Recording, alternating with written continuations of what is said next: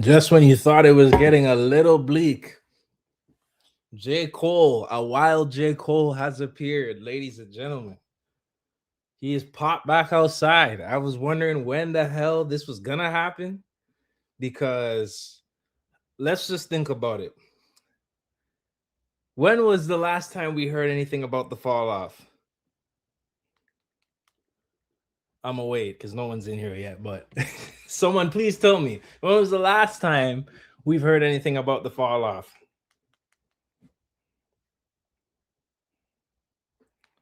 So let me just share this out. The rollout has begun.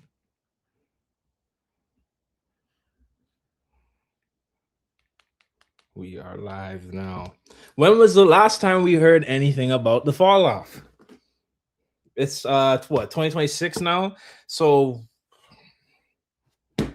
first of all, let's go back to when he first announced the fall off. That had to be like what 2021, maybe 2021. Not even maybe. I think it actually goes before that. I think he announced it like 2019, if I'm not mistaken. So we're going on like 7 years at this point now. Well, it looks like a wild J. Cole has finally appeared. I'm so curious. I know a lot of folks are mad at J. Cole. Oh, he even put a date 2/6/26. Oh shoot. Oh, okay. All right. We got a date. Okay, so I know a lot of folks are still displeased with J. Cole. I'm one of them. You know what I'm saying? But I'm in the minority, I feel, of people that actually liked Might Delete Later outside of 7 Minute Drill, which was horrendous. I actually liked Might Delete Later. I knew that wasn't the album. I knew it wasn't gonna shake up anything, you know what I mean? But I actually really did rock with the project. And overall, I always said it on my channel. It's Kenny and then it's Cole. Those were my 1 and 2, and then I would put Drake at 3. That's how I rank the big 3, and it's always kind of been like that. Like when I started listening to Drake, like I said, from years ago when he first came out, yeah, I still liked him at that time with his earlier music, but even at that point in time, you know, he wasn't my number one. You know what I mean? I was listening to Kanye more, Jay-Z more, Lil Wayne more, you know what I'm saying? But then I started listening to Kendrick and Cole because I started to listening to them around the same time, like 2011-ish, right? So from when I started bumping those guys, and then Kenny put out Good Kid, Mad City, and Cole followed up with Born Sinner, I'm like, yeah, these are my number 1 and 2. You know what I'm saying? But obviously Cole did what he did. He did what he did, and it didn't end too well for him. So I'm sure he had to rework the album. We got a little snippet announcement today that we're going to check out. It looks like the date is February 6th, 2026. It's coming out. So that's cool. I'm very curious to see how this album sounds because we know that it's going to be very difficult for him to rap about being the greatest and taking off people's heads when he did what he did, you know? But if anybody could try to work around that and figure out content to make music out of, I think it would be J. Cole.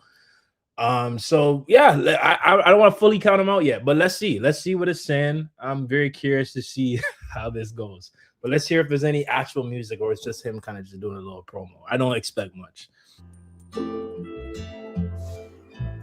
Everything is supposed to go away eventually. You see this especially in like show business with famous actors or like musicians. And it's like, oh, this guy used to be famous and then he fell off. What happened? And they want to point to, they did this and this and they made some sort of mistake. Instead of thinking that, look, it's kind of crazy they got famous in the first place. So few people reach that level that, yes, of course, it's not going to last forever because somebody else has to take that spot. And that's how show business has been since forever. You know, it's key that he's playing into the fall off gimmick because, you know, that I think that makes sense. If it was anyone else from like today's standard, they'd name it the fall off and then like it has nothing to do with falling off. Like 21 Savage's album, What Happened to the Streets?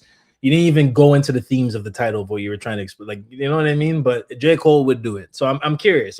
But I mean, before he apologized, did J. Cole fall off? Like, I don't think so. I wouldn't even say he fell off. J. Cole made this like bad decisions, especially post beef, but leading up to the beef for sure. But post beef, 100%. But he didn't mess up as much as Drake. Let's be honest. Drake has fumbled like almost every move post battle. You know what I'm saying? So I wouldn't even say. I know people are be like, but Drake is the most streamed artist. Bots allegedly, but yeah, they're gonna say he's the most streamed. Oh, no, he didn't fall off. I'm like, well, music quality, yes, he did, and it's been said before the battle. Whereas J. Cole, you know, he was doing his verses and stuff like that, right?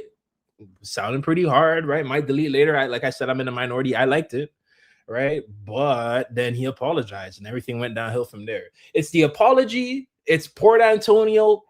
I can't stand that song because of the what he's talking about on it. It's the apology, Port Antonio, and honestly, just kind of the decisions leading up to the battle. You know, I feel like Cole was trying to be that middle guy that's like obtuse to what's going on, right? And then we'll flip it on the person who is standing 10 toes to make it look like they're the bad guy. I feel like that's what Cole was doing. And like I said on this channel, I don't like middlemen. And all that behavior that Cole was doing, I don't want to sense any of that on this album. I promise you, I do not. I really do not. So here's to hoping, but let's play the rest of it. I'm yapping. But no, they always want to say, oh, that guy fell off. They want to look down on him for just going through the natural cycle of rising and falling. Okay. Here's some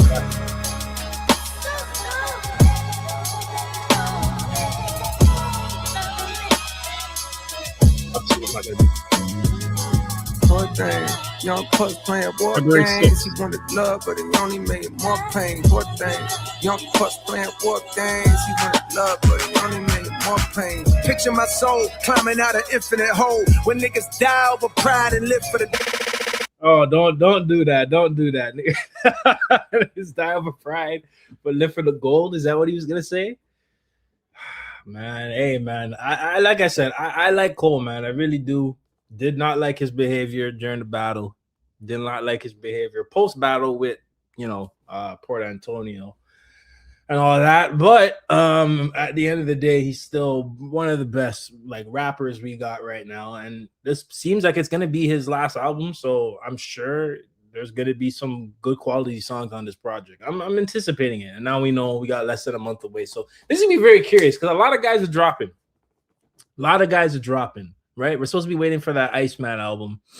I don't know what's going on with that, but now I kind of had a theory that he was gonna drop Iceman the same time that A$AP Rocky dropped his album out of spite, or like the day after or whatever. But now he's got like a really tight window because there's a lot of big guys dropping, you know, in the next month or so, if we're being honest. It's not like, oh, we're saying these guys can lap Drake and sales and stuff like that, but it is going to be a little more difficult for him to try and get those number ones and all those records that he's used to setting now because he got some competition. I'm interested to see how J. Cole's album performs and how people feel about it too, you know. I think we're years removed from the battle now. If Cole's not coming on this album acting obtuse, if the album sounds anything like Port Antonio, there's going to be a problem.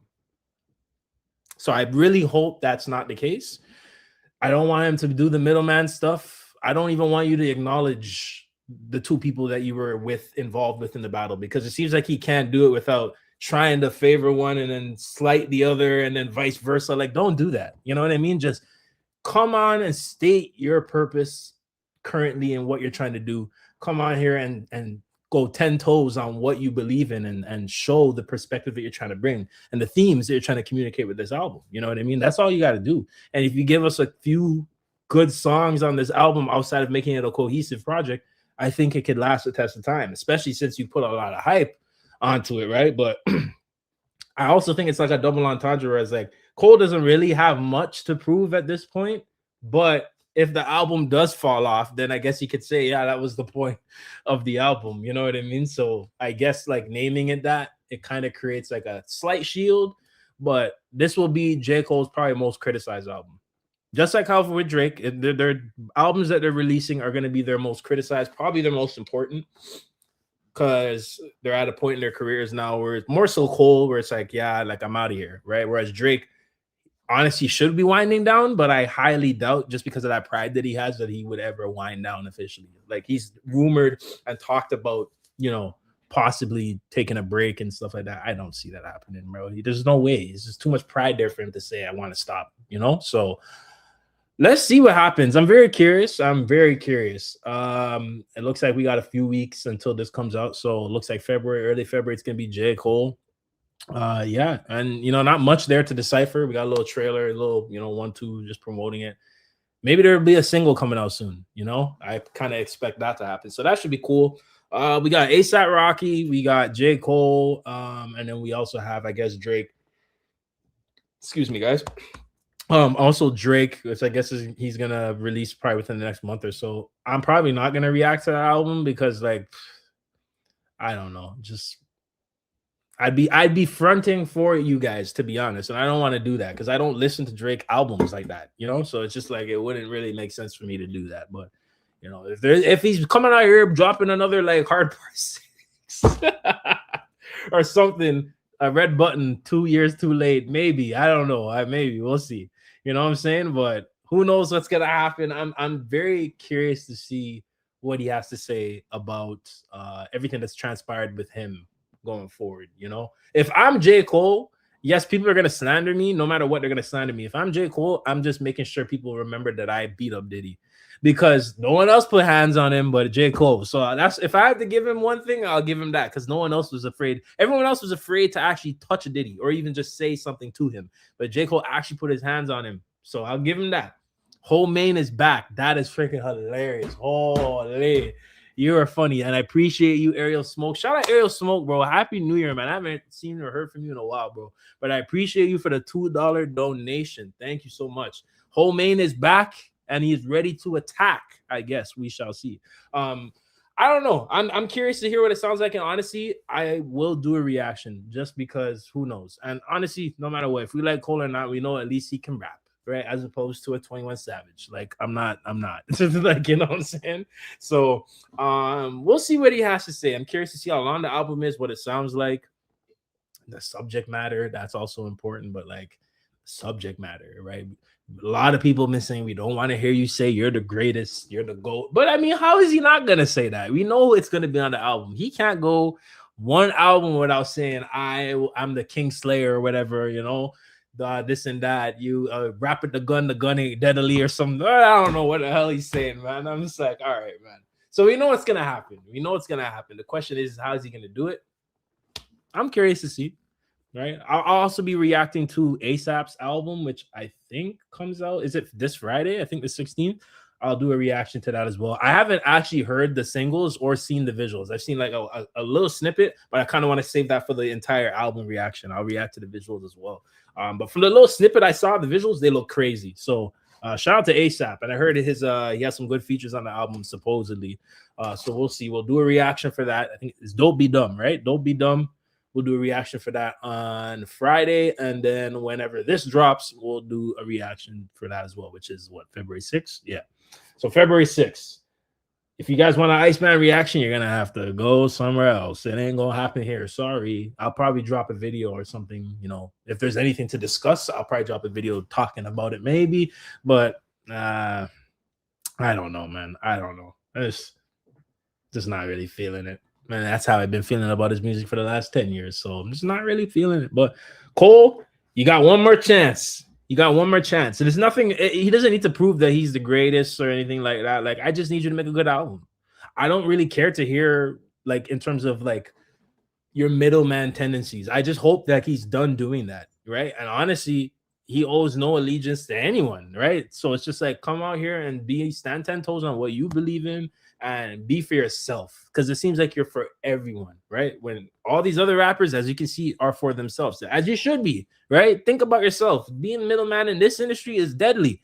Like, why would you do that? You can't trust none of these folks. You know what I'm saying? And the guy that you were with, right? You 100% can't trust, but you were trying to move and gaslight people into, come on, bro, don't be like that, man. Let's just all come together and, like, just kumbaya. Like, we don't need the tension. We're old now, right? And then God forbid you don't want to rock with the fake person, and the guy that you were kind of friends with, you're looking at him like, I don't know why you're trying to put me in that position, bro. Don't even do all that. Because then you look at your man's like, bro, I know you guys understand what I'm talking about when I say middleman, because I feel like we've all had a homie that has tried to do this. You know what I'm saying? Like, try to really see both sides as if one side already doesn't look bad and you're caping for that side. You know what I mean? And I just pray to God he's not doing this on this album. Are you ready for me, bro? Are you ready for me, bro? I don't know if I'm ready for you. You look like J. Cole, not gonna lie. I don't know if I should feel offended because I ain't half black and white, I'll tell you that. And I don't have no dreads. I don't see the resemblance. I've never heard anyone say I look like J. Cole. That's crazy. That's crazy. That's a new one still. I'm ready. I'm ready. We got another 2.5 weeks. We shall see how it goes. I don't know. I'm very curious to see how he goes around this whole, debacle. It's not really even a debacle, but I think the album did take too long because he did say, or I remember, unless Daylight was capping, I remember back in the fall of like 2024, he said he heard the fall off, right? Because I think he's on the fall off. Who knows if that's still the case now, right? But he said he heard the fall off and it's amazing. Right, I'm pretty sure it sounds amazing, but then that was the original version. I'm sure Cole has spent the last year, 2 years tuning it up now because it's like, shit, I got to come out here with a whole different thing, right? So I think, if anything, this was probably the album that tested him the most, and I want to hear that on the project. You know what I mean? I want to hear that you went out of your way to really go in deep to create some crazy sonics and some really good songs. You know what I mean? So I'm curious. I think Cole has the capability to do that. I would never disrespect his craft. I just disrespect his mentality, right? Because the mentality you carried the last few years, I don't like it. You know what I mean? And like, you don't get on these songs with like these like trap rappers or whatever rappers, they don't even care about rapping like that and come out here and say you're the best, I can out rap these guys. Yeah, your verse was nice, but like you got on a song with a rapper that doesn't really like to rap, so it doesn't really, like, you know what I'm saying? Spit some gun bars, bro. I know you can spit. Honestly, I can't freestyle, but I can rap though. But I'm not gonna rap because that's not my career. You know what I mean? It's not hard. I'm a writer, so it's not hard to write rhymes. You know what I'm saying? I literally write sentences, so it's not hard to make them rhyme if I wanted to. But maybe we'll rap a little something on the channel. Maybe this year, I'll drop a little something. You know what I'm saying? But that's like a little fun time thing. I think like everybody should just, for fun, at one point in their life, just go to the studio and make a song. It doesn't have to be serious. Just make a song. It's fun, man. It honestly is. And I've done like parody songs before. You know what I mean? But like I was playing a character, so it doesn't really count. You know what I'm saying? But I appreciate the belief in me. But yeah, I don't know. Only a minute snippet, right? We don't have much to work with here. So I'm curious to hear what you guys think about the fall off. What are your thoughts on J. Cole as of right now? You know what I'm saying? Like, what do you think he has to do to kind of get the masses back? Do you think he's even lost the masses? You know what I'm saying? Because I know some people are like, no. Or how do you guys feel about J. Cole as of right now as he's approaching his supposed last album? I'm very curious to hear what you guys think. This was going to be a short one because there's not really much else to, make content on. But I'm excited. I am excited just because we're actually getting some really, or supposedly really good rap albums coming up. We got Cole, we got ASAP. That's about it as of right now. I'm probably forgetting a couple others that have been announced, but like those are the two that I know I'll be reacting to. So I'm looking forward to that. And the discourse, because I'm sure there's going to be discourse on both these projects. So it's going to be very interesting. And despite how we feel about J. Cole, we can at least say he's one of the last people putting in effort, right, into his music. So we can appreciate that. Despite however we feel about how he treated Kenny, you know what I'm saying? Because at the end of the day, I don't know. I feel like we don't know where Kendrick's psyche is right now in terms of like how he feels about Cole. I'd imagine at the time he wasn't fully tripping about it, but he is looking at him like, bro, what the hell? You know what I'm saying? Like, that's kind of how I felt about it because I don't think he was seriously angered. But at the same time, he's looking at Cole like, yo, I expect better, right? And then Cole's the one that's being blinded by, Drizzy and everyone over there. So he's just like, but like Drizzy's my guy. He bought me a watch. It's like, bro, what are we doing?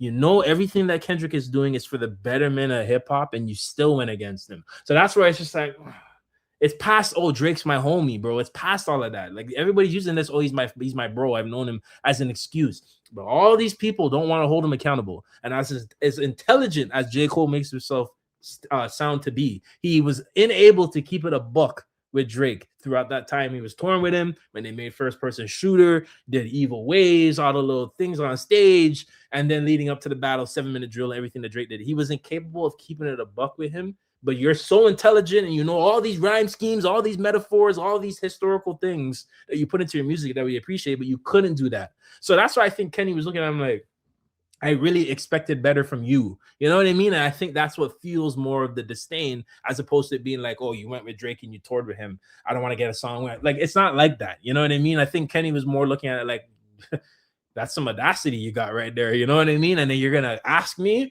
like, you don't know what's going on? I don't like when people play brand new. I know you guys understand what I'm talking about. You know what I mean? But my hamster is pregnant. I am about to be a dad. Congratulations. That's what's up. That's what's up. I hope that goes well. I don't know anything about hamster pregnancies, but I hope that goes well. Cole World, Cole the GOAT. I'm hella excited. Man, I'm excited, man. I'm excited just to get some new music and to kind of hear what, like, you know, headspace he's in. Because, hey, you know, at the end of the day, like I said, he's one of the only guys that really just be rapping, right? Still, you know, so let's see how well he can rap without mentioning that he would slay anybody in the rap game. That's what I'm curious to see. And I want to know if he really did listen, because he might just double down and not care. And he doesn't really have to. Let's be honest, guys. He could still go out there and say, I'm the greatest of all time, blah, blah, blah, blah, blah. He doesn't have to listen to us. You know, it's just, I wouldn't do that per se, because it's like you did what you did. You know what I mean? But I'm not J. Cole. So, you know, it's going to be my album of my year. Hey, honestly, J. Cole might surprise us, man. I'm not really like gonna throw him under the bus or anything like that, or like doubt him. I can't, you know, because I'd be lying to myself. I've seen J. Cole in concert when he came to Toronto. KOD tour was crazy. You know what I mean? I wish I went to the For Your Eyes Only tour and I didn't, but the KOD tour was crazy. Jada Smith, yeah, Young Thug out there, Earth Gang. It was, crazy experience, man. And honestly, outside of Kenny, right? I've only seen a few rappers live. I haven't seen a lot, but outside of Kenny, Cole is really good live. Like, Cole is really good live. What Kendrick does better than Cole live is the theatrics, the story. There's a storyline. There's an entire atmosphere with his performance. That's what Kendrick does better. But what Cole, I feel, is very strong at when he performs live, he actually sounds exactly like the song. No backing track, exactly like the song. What was the song on KOD when he's rapping fast? My practice is ready. If practice made perfect, then practice is ready. The 80s. He rapped that song, that verse, literally like that, like word for word. He wasn't skipping, no breath, nothing. And I was like, damn. And then he started putting like the goat emojis on the screen out, and the crowd was getting, it was crazy. So that's the one thing I'll give J. Cole. Like, when he's performing live, he sounds exactly like the song, right? So like when he did the For Your Eyes Only tour, if I'm not mistaken, he didn't even have a stage. He just put like a riser in the center of the stadium, and that was it. And he just came out in like a it was like an orange jumpsuit, like a prisoner jumpsuit. And I think that was kind of the themes he was going for at the time, because you know what was happening at the time, right? And he just carried the performance just like that, right? I had some friends that went to that concert and they said it was amazing, right? So he is 100% able to do that just himself. He doesn't need a lot of stuff, right? But I think that's what's the difference between him and Kenny when they perform, because Kendrick, he will come and make it a theater show. He will make it an experience, and there's a narrative going on along with what he's performing, as opposed to Cole, where he comes and he sounds exactly like how he laid it out in the booth. I gotta appreciate that, you know what I mean? Despite how I feel about Cole, I'll still give him his props where his props are. You know what I'm saying? It's ever clever how he dropped it on 2-6. Oh, because that's where he's from type shit. It makes sense. Only real. Oh, yes. Cole 2-6. I didn't even take that in. That's crazy. That's crazy. Oh, and how did we not theorize that? I feel like someone maybe mentioned that last year, or am I tripping? That he would drop on the 6 or something like that. But that is right there, 2-6, right? Because that's where he's from. That's crazy. Bro, I'm actually pumped. Yeah, trust. As I'm discussing it more, I'm like, all right, you know what? And if he goes on tour, I hope he goes on tour. I'll definitely go. It says, pick your fight. Pick my fight or pick my fighter. I hope this is not J. Cole's last album. He owes us It's a Boy. Yeah, he did say that he was gonna drop It's a Boy in between, right? If I'm not mistaken. So it's like, why did he skip that? I had a theory in one of my videos that Might Delete Later kind of replaced It's a Boy, or like it absorbed that, and then that was kind of what It's a Boy was supposed to be, because there's supposed to be another project in between. And I had thought we got Might Delete Later, we probably get It's a Boy 2025, but we didn't, right? So, you know, we'll see how it goes. Been a day one J. Cole fan. That's what's up. It's crazy, man. It's crazy seeing him from where he started till now. You know, you have to appreciate it at the end of the day. I'm still excited to see what he does. And honestly, like the last guy said, I hope it's not his last album. I know he's getting older, right? But it's like, damn, man. I don't think Kenny's gonna be doing other things. You know, he's already doing movies. He has his own agency. He'll probably drop maybe another album or two, and then he's done, right? And Drake, you know, musically, I always like I've been said it in the live and on the channel. Like musically, I don't like his music past 2015, right? So quality wise, I think he's been done, right? But he's still pumping out music, and his fans are still gonna love it, right? Because that's all they know how to do, right? But I think once these guys are gone, what's next? Who's next? We created no stars, right? And the stars that we had from the SoundCloud era, they're gone, right? So like we're cooked. I want Cole, Kenny to stay around as long as they can, man, without compromising their sound, obviously, right?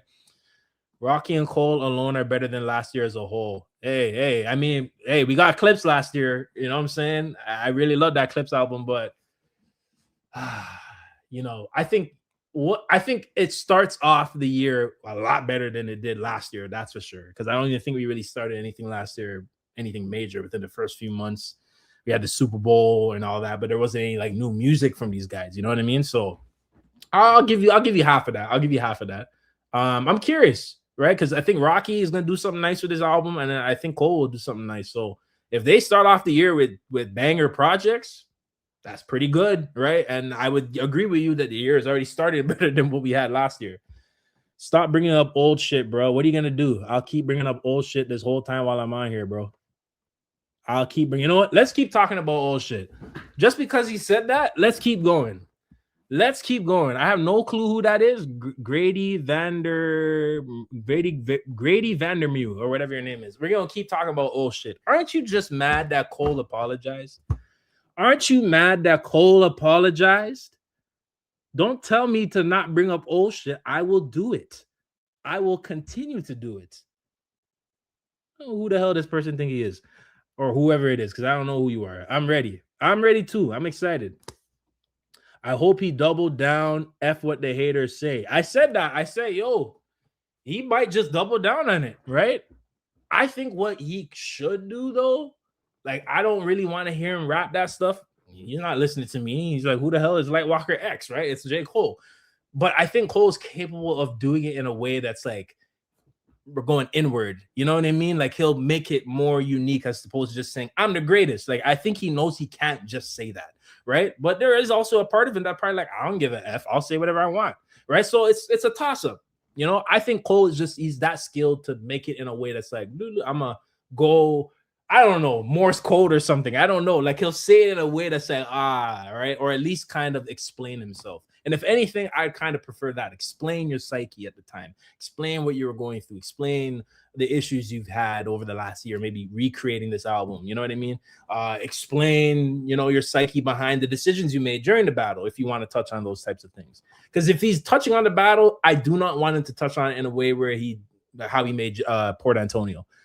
I don't want that, right? I said it earlier in the live. If you're going to touch on the battle, say the things that we don't know. Say exactly what happened, the things that we've been questioning. Tell us why you made certain decisions, as opposed to kind of caping for one person and saying, being obtuse to what's going on. Stop, because you guys aren't stupid, right? Even Drake, none of these people are stupid in terms of what was going on at the time, but everybody wants to play dumb. I don't like that. Right? It's already been 2-3 years removed from this battle. Stop playing dumb now, right? Because people want to know why you did certain things. That's what we're asking for, right? So we'll see. Let's go Cole World, no blanket. That's hilarious. I seen Cole and K-Dot live, the only two rappers I care to see live. Yeah, deadass, me too. I guess if you count Metro Boomin as an artist, I never went to his concert, but when I was in college, he was like our Frost Week like opener. At the time, this is when Metro Boomin was like fresh off of Savage Mode, Dirty Sprite, and did all those collabs and stuff like that. So it was pretty big. But outside of that, and the rappers that Kenny or J. Cole brought out on their tours, my mistake. I take that back. The championship tour where Kendrick came on tour with all the TDE. I've seen all the TDE live except for SZA on that tour. But then I made up for it on the GNX tour. So I've technically seen all the TDE except for like Doechii, which I gotta see Doechii if she goes on tour again now. But yeah, like I've seen all of them, but the main rappers, the main acts, obviously Kendrick and Cole. And yeah, like you said, only two to care to see live now. Yeah. Future came on tour here with Metro Boomin a couple years ago. I was contemplating going to that, but I'm like, I love Future, but it's like, am I really gonna go pay for a Future concert? Like, he's not known for his live performance. You know what I mean? So it's like, you know what I mean? Maybe if ASAP goes on tour, I'd probably go see him. Trying to think. I don't know. You know, even Tyler the Creator, like I could have went to the Chromacopia tour, even though I like Chromacopia. I stopped listening to Tyler like that, like after like Wolf. I think it was Wolf 2013, if I'm not mistaken. So like that era of like how his music changed from like 2013 till what 2019, like Flower Boy or like 2018-ish. I didn't listen to him like that. I seen what he was doing, but I didn't listen to him. So Chromacopia was like the first album I actually fully listened to from Tyler the Creator since like 2013. You know what I mean? So it's like I wouldn't really go to a concert for Tyler because I missed a good chunk of his discography, right? Especially probably what he's performing more now as opposed to his earlier music when he was like Odd Future, right? So we'll see. I would love to see Cole and ASAP go on tour this year. That would be great. Hopefully Baby Keem too, because I think he coming outside too. Oh, yo, hold on. You earlier comment might be right. We might be cooking more this year. Honestly, I'll take that back. We might be cooking more this year.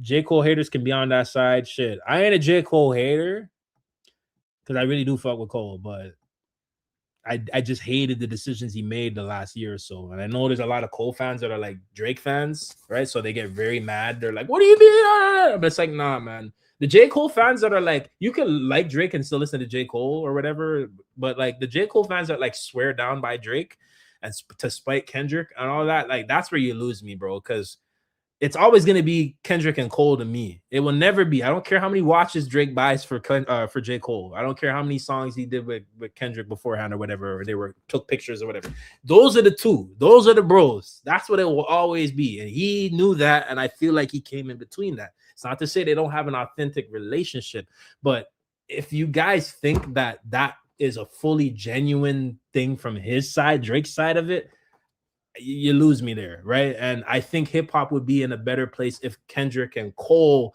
had more control over the culture and how things are kind of used within the hip hop side, as opposed to Drake being the number one streaming. Everybody looks to him for all these types of sounds, and if you question Drake, you're questioning his authentic. All these things, like no, I don't like that. You know what I'm saying? So hip hop has definitely become lost in that side of things, and I hoped, right, that back in the day that Cole and Kendrick would be the ones to kind of restore order, but then, you know, Cole got blinded like how I think a lot of other rappers got blinded. Even Kendrick did at one point by Drake. Drake has the tongue. I'll tell you that. Drake has the talking tongue, or the silver tongue. I think that's what it is. That somehow finesses all these people, right? Whether they're cool with him now or they were before, he somehow is able to do it. I'll give Drake that. He got powers or something, right? No, I think Might Delete Later is It's a Boy. I said the same thing. I said I think Might Delete Later absorbed what his plan was for It's a Boy, and then he just, you know, kind of put that out there because It's a Boy was supposed to come out before the fall off. So now that we're getting the fall off, I don't think we're gonna see It's a Boy. That's Might Delete Later, to be honest. Let's see. Sorry, I've been yapping a lot. I've gone to the last 3 Dreamville festivals. Let's get it. You know what? I don't know if that last festival he did was his last one. I actually want to go to one. I from when he announced them, I wanted to, right? But then this was his 5th one, 6th one. I think most of them were during COVID. That wasn't happening, right? And then beforehand, like that wasn't even my intention. I went to the KOD tour. That was the last time I saw him. But if he does one more, I think I'd actually try to go. Right? I think I'd actually try to go. Don't tell me your social security number. We don't have social security in well, I wouldn't say we don't have social security. It's called something different over here. And I would never give you that. Like, I wouldn't give you that. When exactly is the album coming out? It's going to be out February the 2nd. Or no, February the 6th. It comes out on 2/6, so February the 6th. So that's when the album's going to be dropping. Very excited for that. That's going to be so cool. Starting the month right before the Grammys or right after the Grammys, right? Because the Grammys is February. Hold on, let me check when the Grammys is actually. Hold on. Okay. Grammys 2026. February 1st. Okay. I remember somebody said, yo, watch Drake try to drop something the night of the Grammys to change the momentum. I'm like, that's not going to do anything, man. I'm sorry. Like Drake's music, as opposed to, or more importantly than dropping at specific times, or you're trying to put this out with bundles or whatever, the music has to be good. The strategies don't matter at this point. Your music has to stick, right? Because you could do all these cool things and it won't matter. So you can drop that day. It don't matter if the song is bad or the album is bad. People are just gonna go right back to doing what they're doing, right? But J. Cole is dropping a week after the Grammys, so that's very interesting. And I'm assuming the 6th is a Friday or Thursday night, so that's cool. I've seen Eminem, Jay-Z, and Kendrick, Cole, Drake, Absol, and Lil Wayne. Wow, that's you see everybody that I pretty much wanted to see. That's amazing. That's lit, man. I wish I got to see Jay-Z or even a Kanye back in the day. Like when Kanye brought Kenny on tour. Oh man. But I was like in the 9th grade. I had no money at that time. You know what I'm saying? So, but that would have been so cool to see. But Jay-Z, yeah, Eminem, I would have loved to see him back in the day. Drake back in the day. I never wanted to go to a Drake concert or OVO Fest, but if it was like 2010, 2012, 13 Drake, maybe even 2015 Drake, like before we found out the Ghost Riders, if you're reading this, I would have went. For sure, I would have went. If I could, I would have went. But now I don't really care to see Drake because he's performing his new stuff. I don't want to see none of that shit. I don't care. You know what I'm saying? I'm upset I ain't get to see Nas last year in Philly. Oh, that would have been crazy. Because yeah, he went on he had like a smaller tour, right? That would have been cool. I couldn't even tell you the last time Nas came to Toronto. That would have been crazy. Still performing at a high caliber level, right?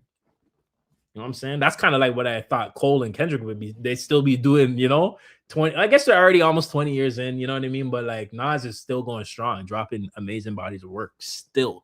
You know what I'm saying? So that's crazy. Yeah, stepping out after jumping in was not the move, but I guess admitting his mistakes was character growth there. Clouds was also a really good track, putting his sidestepping into words. You know what's funny? I actually like the Clouds song. I don't play it as much, but I actually like the Cloud song, like that's what Cole was the best at doing, the whole AI schemes and all that. Like that was cool. You know what I'm saying? And I kind of was hoping when you put that out, the fall off or It's a Boy, whatever it was coming. But obviously that was like a whole year ago, So I think he was just kind of testing the waters with what he wanted to put out. And I didn't mind the song. It just wasn't it wasn't anything crazy to me, like because we've already seen Cole do that. But I like the song, you know what I'm saying? I just haven't really revisited as much as I would think, like a J. Cole song would. Like I still go back and listen to Born Sinner, and obviously, I kind of like KOD. Like it aged better than I thought it would, but it's not his most memorable album. You know what I'm saying? Right? Like we go back to what was the album? How am I forgetting? Forest Hills Drive. Obviously, that was his peak, right? So like that era was like everything he put out. It was just A1. Then he had the features. He was doing the Jeremiah feature, or the other song with what's her name? What's his name? Six Lack or Black or whatever his name is, because I don't listen to him. He had that song with him, right? Like he was doing a unique feature run with these eras. Then he did For Your Eyes Only right after that. I like For Your Eyes Only. It was short, but I really did like that album. I think that's his highest selling album, which is crazy. You'd think it would be Forest Hills Drive. It was For Your Eyes Only. I don't know what the hell he put. He put crack in there, some type of crack, So we know he can do big numbers. We know he can make really good music that lasts. I just really hope he can hit it with this one. But nowadays, people just give a F about the numbers. Yeah, this is not a numbers channel, man. Like all that Drake streaming stuff does not mean nothing to me. And that's why I can say I don't listen to him, and I don't think he's the best, because just his music quality has dipped so much, right? But the people who only see numbers, as soon as you say that, it's like they can't even fathom the fact that you listen to music without listening to the numbers or using the numbers to validate why you should listen to music. You just listen to how they respond to you, and you can see that it's actually mental illness. This is mentally ill people we're talking about here. I don't care. Like it's actually messed up. I didn't think it was that bad. It's one thing to say, okay, yeah, I think Drake is the best, right? Because he has all these numbers, sure. But these people, like, they can't listen to music if it doesn't stream well. Like, that's crazy to me. You know what I mean? And a lot of these people, I know a good chunk of them are younger, right? Like young, like probably late teens now, or maybe even teenagers are going in early 20s. But Look at me, I sound like an unk now. I'm only 28 and I'm about to be 28 next month. Like, what am I doing? But you know what I mean, right? Like, but there's people who are our age or older that are just as much into that mentality too. And that's sad. That is very sad. You know what I'm saying? Like, I will never, and I'm gonna repeat this on this channel, I will never use any type of metric to validate why I should listen to a song or album. I don't give a shit what an album sold first week, 10 weeks, first day of tracking, if they use bundles or whatever the hell. I don't give a shit. Like, all these things, and these people know how to explain how they work. I'm like, how the frick do you know this? How do you care that much to even know bundles work like this? Tracking is this day, this and that. And I'm like, family, can we talk about the music?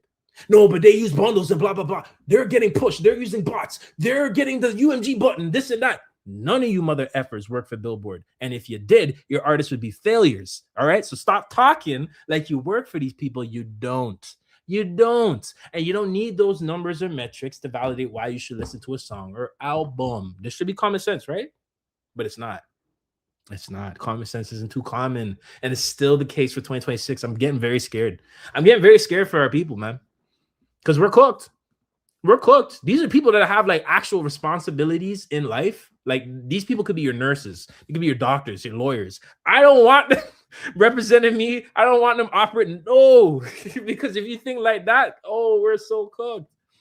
We're so cooked. The problem is Drake got the upper hand in commercial tracks, which is easy to consume for mainstream audience. Yeah, of course. I won't even say that's really a problem because it's not for him, right? The issue is that people misconstrued. You know what it is? I've said it on the channel. Drake's music has become more about everyone else's reaction as opposed to the individual reaction, right? So the music is being pushed on the radio nonstop. Everyone created a challenge from it. Everybody's dancing to it. Oh, we missed that era because Drake did that, as opposed to the song sounding good. The themes of the song, what's the song about, what the melodies are, what layers, how does it make us feel? You know what I mean? Things that may show us about ourselves. It's not anything about that. It's about how everyone else reacts to the song. That's why every time you talk about his greatest eras, which is like 2016 to 2018 commercially, right? It's about everyone else's reaction. Oh, we were all outside of the club listening to Drake. Oh, we were all outside in the summertime listening to One Dance and this and that. Oh, Drake made the soundtrack to our lives, right? It's everything. It's not just how you individually feel. It's not people coming to say, yo, Drake, he dropped more life at this album. Honestly, from start to finish, it hit me in different ways. Like the first 3 songs, it really was something that kind of made me think about myself. And then this other song, I had something to do with emotion and girlfriend problems. And like, you know, maybe I could relate to that. I've had some issues before. And then he went to this hard shit where it was like he was overcoming his guilt and things that he did in his relationship, being accountable. There's none of that there, right? So it's just like, it's more about how everyone else receives his music. And that's why it's like, I don't know. It's like I'm talking to a wall 9 times out of 10. You know what I mean? And I'm saying this as a Canadian person, right? Because I'm not holding no Canadian bias for nobody. Because if you're making bad music or you're making bad art, we should have the right to critique your art or music or whatever it may be and tell you what it is so you can improve.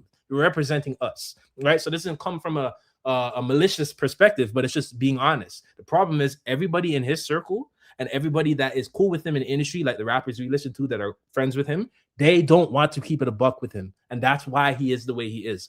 I'm not doing that, right? That's just the point blank truth. J. Cole, unfortunately, was one of them, because if anybody was keeping it a buck with him, it should have been J. Cole. Kendrick's not in your vicinity, right?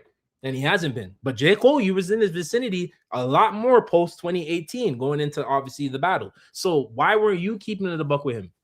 I'm telling you, man, Drake got a silver tongue, man. He got a silver tongue. I feel like Keem, 21, and Jid are Kendrick, Drizzy, and Cole's successors. Honestly, wait, did you say 21 Savage? Are you talking about 21 Savage? 21 Savage. I'll give you Keem and Jid, right? Even though Keem is more hype in terms of hype music than Kendrick, but like I feel like Keem low-key could rap, like actually spit, right? And I hope on this album he does a little bit of that. I don't need much of that from him because I don't expect that from him. I like the type of music he makes in general, but if Keem just spits on a few songs and we're like, oh shit, now we're gonna have some conversations. Jid, yes, Jid, I'll give you, I'll give you that for J. Cole, right? Because Jid's next up, right? And I did like Jid's album last year. Check out the reaction, by the way. 21 and Drake. Even I gotta say, don't disrespect Drake like that, bro. I'm sorry, bro. I'm sorry. Like, when I was 18 in 2016, when I was 18, I really did like Savage Mode. And I'm stunting on my ex bitch, right? And I just flexing on my ex bitch. Like, that was cool. I just graduated high school. I was 18, mind you. So I'm like, yeah, this is cool. This is lit. Right? Still love Kendrick, still love Cole at that time, mind you. Those were still my guys. Still listening to conscious music, but heavily was listening to a lot of trap that year. Dirty Sprite just came out. I was bumping that shit like crazy. You know what I'm saying? But then 21 came out, and then the Double XL happened. I started listening to Kodak and Lil Uzi and all that stuff. After that, I never took 21 Savage seriously. I'm sorry. Uzi had way more hits, way more bangers, better sounding music after that. Kodak Black had way more hits, better sounding music after that. I mean, Denzel Curry, obviously, he's Denzel Curry. Who else was in that Double XL class? Is Uzi, Kodak, and then 21, obviously, and then Lil Yachty. I never really listened to Lil Yachty like that, to be honest. So Uzi and Kodak surpassed 21, in my opinion. I get why you're using that though, because obviously they're close and they work together. But I don't know if Drake has a successor in a way that kind of makes music like him. I don't know, man. You think he dropping a single before the drop? Yeah, I definitely think he is. He might even drop it Grammy night, right? A week before, or maybe he drops one this week. We'll have to see. I definitely think we get a single and a video for sure. He has to. We need a proper rollout, clip style. Yeah, 100%. Like how he did that podcast thing a year ago, right? When he's doing the podcast episodes and stuff. Like, do a crazy rollout. We haven't seen you in a minute. Like, I need a proper rollout for J. Cole for this album. He will drop the complete album. Surprise drop won't cut it. Didn't really for Ye. And isn't Kanye dropping too, Bully? Kanye's my guy, man. But like, I haven't really heard the Bully album outside the controversial songs, and I hope that's not on the album, right? But if he can mix, it's Kanye, man. But like, I feel like the Kanye I like is gone, man. He's long gone, bro. Long gone, So, I mean, it's not a surprise drop for Cole because he has the date, so we know we're getting it on the 6th of February. But who knows, right? I think he surprise drops a single either a week or two before, or like right the day of, like, upon album release, he drops a video or some visuals, and I think that will probably be pretty cool. Maybe he drops a little short film too attached to it. I think he's gonna do, or should do, like music videos, visuals, drop the album, even do a little short film or a music video that is a short film. I think we need all of that for this rollout, as well as a tour date announcement too, because he got to go on tour.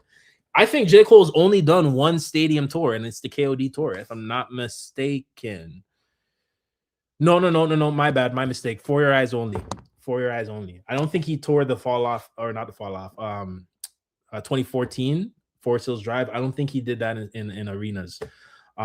So this would be his third arena tour, if I'm not mistaken. I think he really needs to do that because it's been so long since we've seen him on stage. The last time was with Drake, right? So it's like, I don't want to see that. If Drake, you're performing your oldies, maybe, but you're not. You're performing CLB. I don't want to pay money for that. I promise you.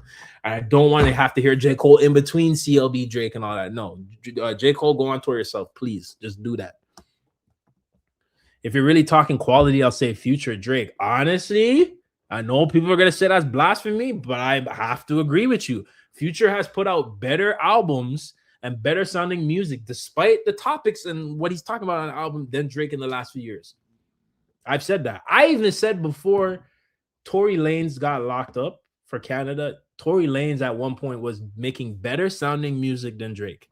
He was putting more effort into his music, and he's also a better singer than him, right? Now, Tory Lanez is a hothead. He got into a lot of craziness, and he's in the situation he's in now. But there was a point in time where I did think musically, Tory Lanez was doing better quality music than Drake. He was putting in more effort into it. You know what I mean? And it just kind of seemed a little more effortless from him as opposed to Drake, who we know has a whole team, right? And for all we know, Tory Lanez could have a team, but it did really seem like when he's putting his own sauce to it, it was distinctive. It had more effort and quality into it, right? Take his Controller remix, for example. I like Drake's Controller song. I actually do, right? But Tory Lanez's version is way better. And to make it even better, Tory Lanez is actually from the Caribbean, not Drake. So it makes sense that he's making that type of music, right? So, you know, I give you that one. I think Future, album-wise, I've replayed more Future albums in the last 10 years than a Drake album. That's just me, though. I know there's a lot of people who still casually listen to Drake, right? I'm talking about his new stuff, not his old stuff. But I'm not nowhere near. I'm not one of those people. Not at all. Thoughts on the Snippet? Honestly, kind of want to go back and bump the Snippet, bro. Because I've been talking too long and I don't remember.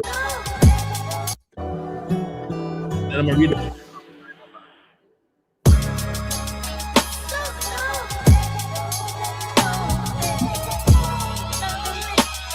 I like that beat. Poor thing. Young Puss playing war games. He wanted love, but he only made more pain. Poor thing. Young Puss playing war games. He wanted love, but he only made more pain. Picture my soul climbing out an infinite hole where niggas die over pride and live for the gold. Ooh, okay. We say war games, like war games. I like that combat aspect of it. And you know, when Cole goes on those beats, you know it's gonna be nice. I'm liking this Snippet, man. I'm excited. I really was hoping somebody would drop outside of ASAP that can actually react to that, is actually saying something. So I'm glad. I'm very glad. Despite how I feel about Cole and the decisions he made. I attended a Nas concert in Mumbai.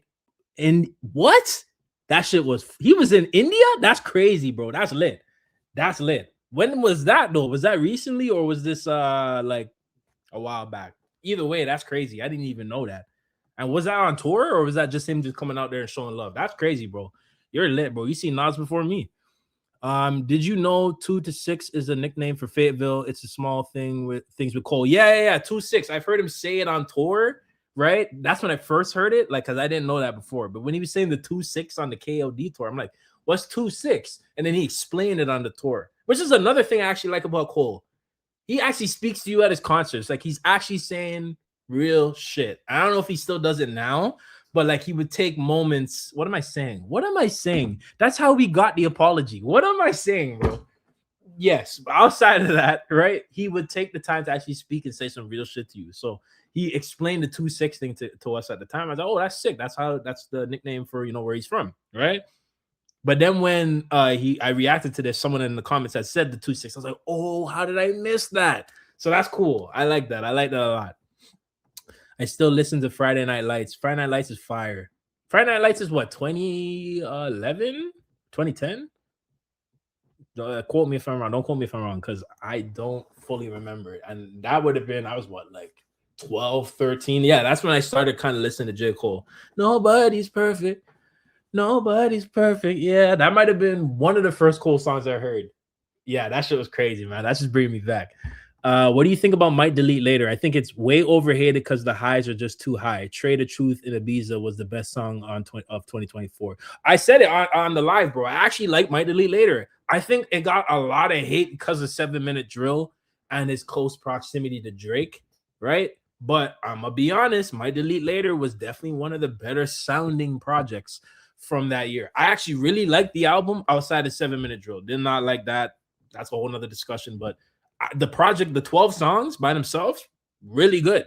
And if that was like, if it was a perfect world, the beef didn't happen, all that, I think he would have dropped Might Delete Later and then dropped the Fall Off maybe the end of the year or the next year. And it would have worked because he put out just a 12-track album. It did its thing, right? And it was cohesive. He had everything on there, really. I was even kind of surprised some of those songs didn't blow up, but the battle, right? We know why, right? So that's kind of how I feel about Might Delete Later. I still every now and then go back and revisit it. 3001, one of my favorite songs on the album. Like, I like when he does shit like that. You know what I'm saying? So I've said it from when it came out that I like the project. Didn't like 7-Minute Drill, but I'm not going to say a project is bad because of one song or, you know, what he did during the beef. You know what I'm saying? Like, I still disagree with a lot of things and decisions he made during the beef, but I still respect him as a rapper, still like his music, and I still play his older stuff, right? So it's just like, you know, it's a toss-up, right? That's why if I ever come off sounding like very angry at Cole, it's because I really do like J. Cole. Despite everything he's done, I still really do like him. It was always Kenny and Cole for me. You know what I'm saying? So I just really disliked the way that he was moving because I'm like, Cole, you're better than this, man. You are better than this. I know it, right? But it's like people are very afraid to lose their friendship or close proximity to Drake. And I don't understand why. I mean, I kind of get it, right? Like for the other rappers, they just want the money and the hits, the things that Drake will being around him will bring you. But J. Cole, you don't need him. You know what I'm saying? You guys can still be cool, but I don't need to be buddy up with you like this. You know what I'm saying? At the cost of what? Hip hop and my own career? That's what I'm saying. Like, I understand for the lit rappers, they don't care about rapping, right? They want drugs or to gamble or to do foolishness with their money. They don't care, right? But J. Cole actually cares about hip hop, his music, and the whole culture. So it was just more upsetting. You know what I'm saying? And that's just my perspective of it. You know, I don't hate J. Cole, but it's fun to, you know, clown some of the decisions he did make during, you know, the battle, because at the end of the day, there were dumb decisions to make. But I just hope he learned from his mistakes. My Delete Later was weird for me. I felt like those songs were sitting there since 2017. You know what? You might not be wrong. You might not be wrong, because I think outside, I don't think he knew how crazy the battle was going to get, right? And if it was a more hard-hitting album all around, it could have outlasted and maybe, you know, stand the test of time, but it didn't. The album was good, but it wasn't enough. But no one knew what Kendrick was coming with, right? No one knew how things were going to sway. If Drake and Cole were still doing their thing and Kendrick never came outside, that probably would have been pushed more and people would have been able to receive it more. You know what I'm saying? But I hear what you're saying. I definitely hear what you're saying. I could see where you're coming from with that too. F the numbers. I 100% agree. 100% agree. The style wasn't it. You're talking about My Delete Later? Okay, I hear you. All right, the GOAT dropping. Here's how I saw the war. Drake represented having fun at the moment. Yes, right? J. Cole, the track star, definitely a track star. Kendrick is about preserving and discipline. Okay. Neither of them can be called evil at the basis of morality. I agree with that. I always said Drake and Kendrick serve two sides of the culture of hip hop, right? But I've realized, and correct me if I'm wrong, guys, but I've realized that when it comes to calling out the purpose of the music that Drake makes and the people and the artists around him, they don't like to know the truth, right? You serve having fun and numbing the pain. He serves making conscious music that makes us look inward, right? When you tell them that their music serves that purpose, they get so mad because they know the truth, but they don't want to accept it. That's the only thing I don't like, right? Like, we should be able to say, Drake, you don't make music that, like, that's why you have to drop all the time, but you don't make music that will sit with people and actually have them think about things. You're for distractions, and that's fine. But why don't you want to know that that's the purpose of your music? You know what I mean? Like, they just get so mad. They're like, oh, this and that. It's like, no, you serve your purpose. Kendrick and these guys can tell you they want to make music for that reason. You should be able to come out and say, you know, confidently, I make music for people to numb the pain, to forget about the craziness in life, to have fun. Nothing wrong with that. But accept the purpose of the music you make. And none of them don't. That's what I've realized. So that's the problem. It's a reality check that they don't want to face. Just bump what you like. I said deja vu, bro. Did you say something like that in another live stream with me? Because I just had the craziest deja vu. That's crazy. Nah, Might Delete Later was fire. Cole Pen was on top notch. Yeah, like I really liked the album. I really did like the project. Like I said, outside of 7 Minute Drill, but you know, I could see the criticisms too in it. Again, I think in a different world, it could have been received better if, you know, the battle didn't happen the way it did. Bro, thank you for being in live right now, because I live in Italy and no one loves the music. Loves this music, J. Cole, like I do. Shit is gas. I appreciate it. Shout out to Italy, man. I don't know what time it is over there, but I appreciate you tapping in. Yeah, just discussing this stuff, man. I'm excited to see what he does. I'm really curious to hear how this album sounds. I've been waiting forever to react to this shit. So let's get it.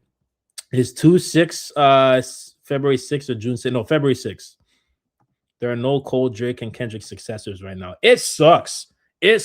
All we got to do is listen to the oldies, man. But these youngins, what are they listening to? What are they going to be listening to in 5 years? What's going to happen in 2030, man? The new decade. Holy crap. It's not looking too good. Bro, can't wait for the fall off the drop. I'm excited. I've been waiting too long for this damn album at this point. J. Cole respect button. Yes. February 6th. Kodak Black, bro. What? 21's better than Kodak. You're smoking crack. You are smoking crack if you think 21 Savage is better than Kodak Black. You might have to leave my live to say such blasphemy. Where's my Bible? I might even pick it up. You gonna say such blasphemy in my face like that? Don't ever disrespect Kodak Black like that, bro. Were you the one that said 21's like Drake? You disrespected Drake like that? Even I have to say that, bro. That's crazy. You mad about people talking about sales for you to go and talk about sales? Where was I talking about sales? Was I not discussing the fact that sales and people talking about them is stupid? How are we able to discuss the stupidity without bringing up the fact that people talk about sales? Don't be one of those idiots.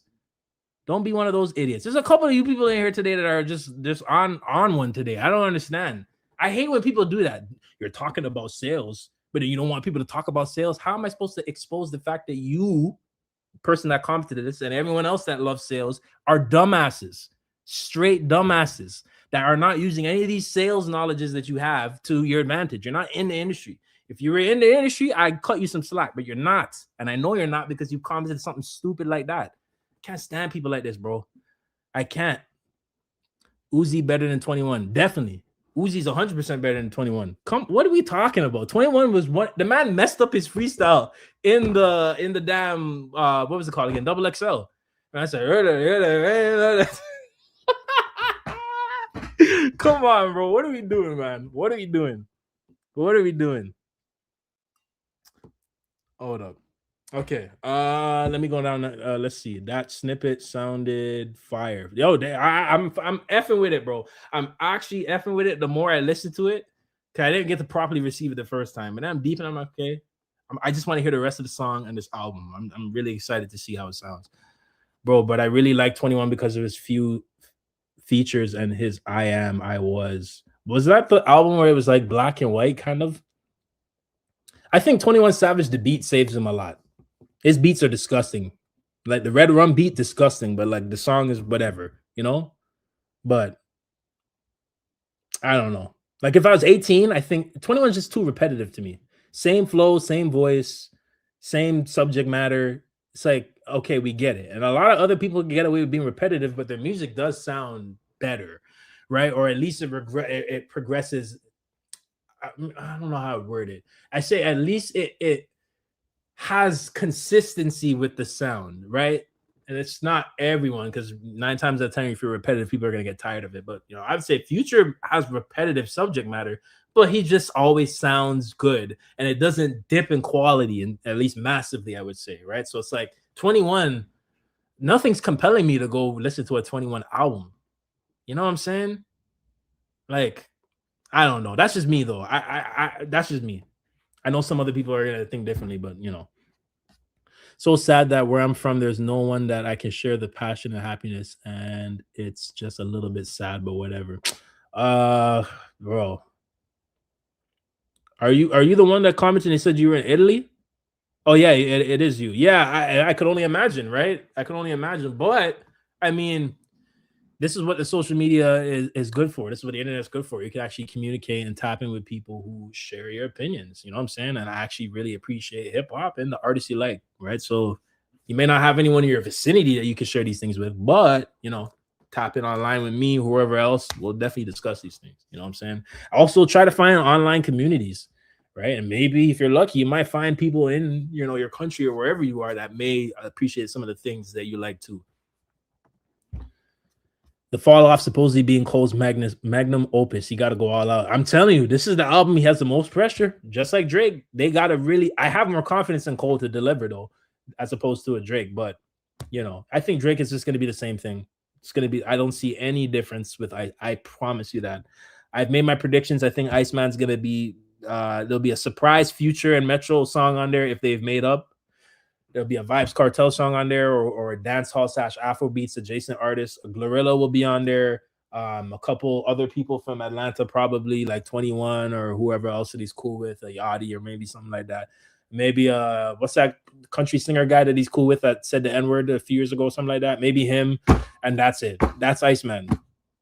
And let's see how many features I get right, because I think a good chunk of those are going to be right. And I don't think that's enough. That's just you doing the same thing.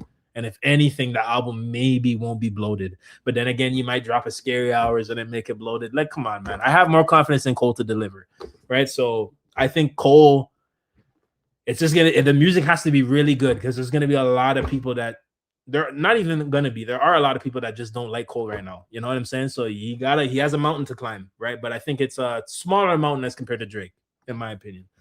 I was so wishing for a Cole and M track, but at this point I've given up. Yeah, I mean that would be nice. But I think even if they did the song now, it wouldn't be received as much as or as good as it should have been received, as opposed to it could have been like 10 years ago, 12 years ago. You know what I mean? If this was like 2014, 15, maybe even 16, that could have done something. You know what I'm saying? But now it's like, you know, Eminem will always be a legend, but it's like a lot of people aren't receiving his music as much as they were before. And it's not saying his fans, but I'm just saying the culture. Like the culture isn't lusting for an Eminem project or a song right now. But who knows? I could be wrong. You know what I'm saying? So we shall see. Should we expect a rollout? I think this is the rollout. The rollout started now. We're gonna have to wait and see what else he drops. But I think there's gonna be some visuals and some other things coming too. Thank God for Jermaine Lamar Cole. Is Lamar his real name middle name for real? That's crazy. I never knew that. Forest Hills Drive was small venues. I saw him in Virginia for Forest Hills Drive, met Cause, Omen, and then after probably like 200 people. That's crazy. That's crazy. Yeah. So Forest Hills Drive was more the intimate settings, right? And then he upgraded for Your Eyes Only, probably because it did pretty well, right? Like, so it makes sense. He's like, I'm gonna go to arenas now. I hope, obviously, he's doing arenas, right? But I hope he does do a tour for this, right? Because I was hoping we get something with Mike Delete later, but you know, he was on tour with Drake, so that kind of ruined everything. Future is trash. Stop it. No, I wouldn't say Future is trash, man. I'm not going to do that because I actually listen to Future, right? But if you're comparing him to a very conscious, very good rapper, yeah, then if you compare his music in terms of subject matter, you can say it's trash, right? But I don't know about all that. I can't say Future's trash. I guess you could say the content of his music. I wouldn't disagree on people saying the content of his music is bad. I wouldn't disagree there. You know what I mean? Right? But you pick your poison. You pick your poison, right? That's what the industry is. Right? ASAP dropping in a few days. I hope it delivers. I'm excited. I'm excited, man. I'm excited for that. Right? We get to see and hear the visuals because I haven't reacted to the visuals yet for the album. So I'm gonna probably do that in my whole one reaction of ASAP's album and then hear the songs. I've only heard small snippets, but I kind of wanted to save everything for the group reaction for that. So I'm excited. I'm excited. And from the little clips I saw of the videos he's done, crazy already. Like, I'm loving the abstract, crazy visuals that he's doing. And ASAP's the type of artist to do that. He's been consistent with doing those type of visuals and things anyway. So one of the last people who actually pay attention to music videos and puts in the quality. I'm sure Cole will do something similar with his visuals. So I'm excited to see what he does too. It won't. DNA V817. I don't know what you're talking about, but you're the same idiot that was talking about these numbers things, bro. Don't be trying to get smart in the chat, man, because you already proved you're not that intelligent. Nas the GOAT. Cole is the second coming, but he just missing Nas's aggression because Nas would have ripped Kenny in half. Oh shit. I mean, yeah, he needs that aggression because Kendrick has that dog in him. Cole doesn't have the dog in him. We thought he did, right? But he don't have the dog in him to like lunge at these guys. Even if it's your friend and he's moving away with you, it's like, I'd rather just, we're friends. We don't have to do this. As opposed to, are you crazy? I'm standing 10 toes and protecting what's mine, right? So he needs that. Like, I think he needs that in him. And I hope that's what's so tricky. It's like, I want him to do that on this album, but at the same time, it's like, you can say you're the greatest all you want, right? But your decision is still going to reflect, and that ain't going away. You know what I'm saying? So it's gonna be difficult for him. But if anybody can figure out a way to make it work, I think it could be Cole. Right? I'll leave it at that because I really do think he could finesse, the public, not finesse the public, but kind of rap what he needs to say in the right way, as opposed to Port Antonio, which sounds good, but like when you hear what he's saying and what he had done and what he was ignoring and still continuing, it doesn't sound good. Just it's like you're being obtuse again. Stop. You're much more intelligent than that, Is this going to be better than Don't Be Dumb?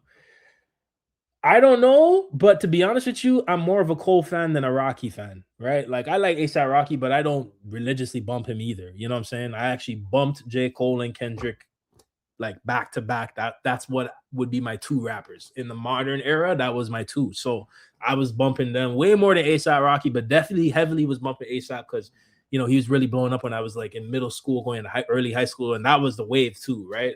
So, Yeah, I think I don't know, man. I haven't even heard the Don't Be Dumb snippets yet, so I can't fully say. I don't know. But I'm looking forward to seeing, because I think what we'll do on the channel, we'll listen to both, react to both, and then we'll do like a comparison video and see how they hold up maybe a week or two after, and then go from there. I'm just excited that we're getting two proper albums just a couple weeks, out from each other. I'm waiting for an NFR vid on this. Those guys are still posting.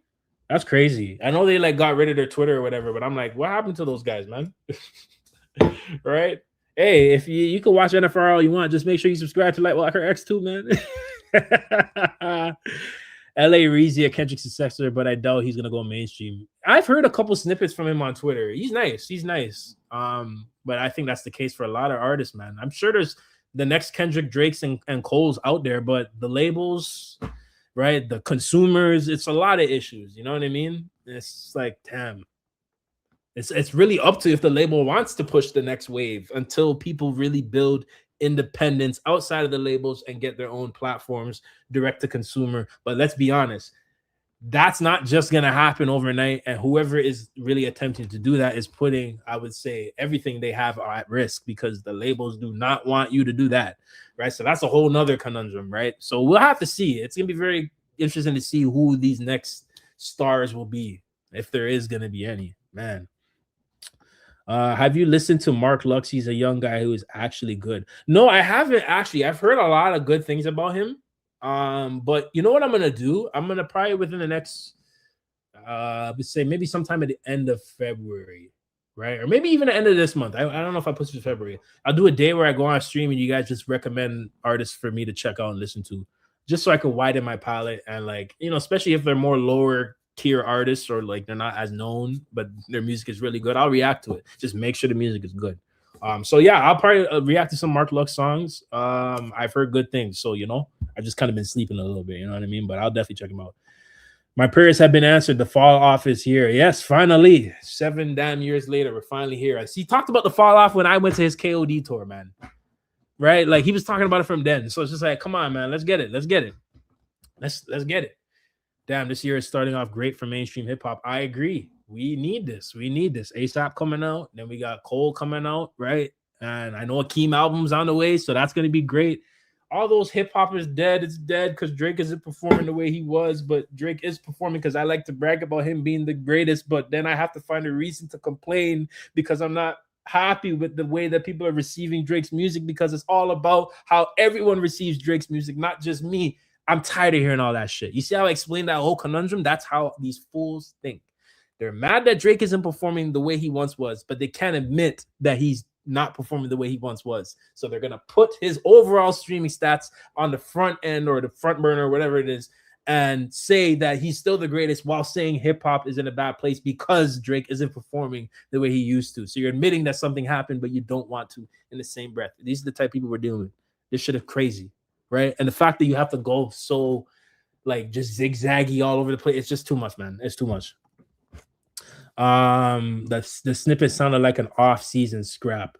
Damn. I mean, I actually like the off-season too. I actually did like the off-season too. I'm not gonna lie.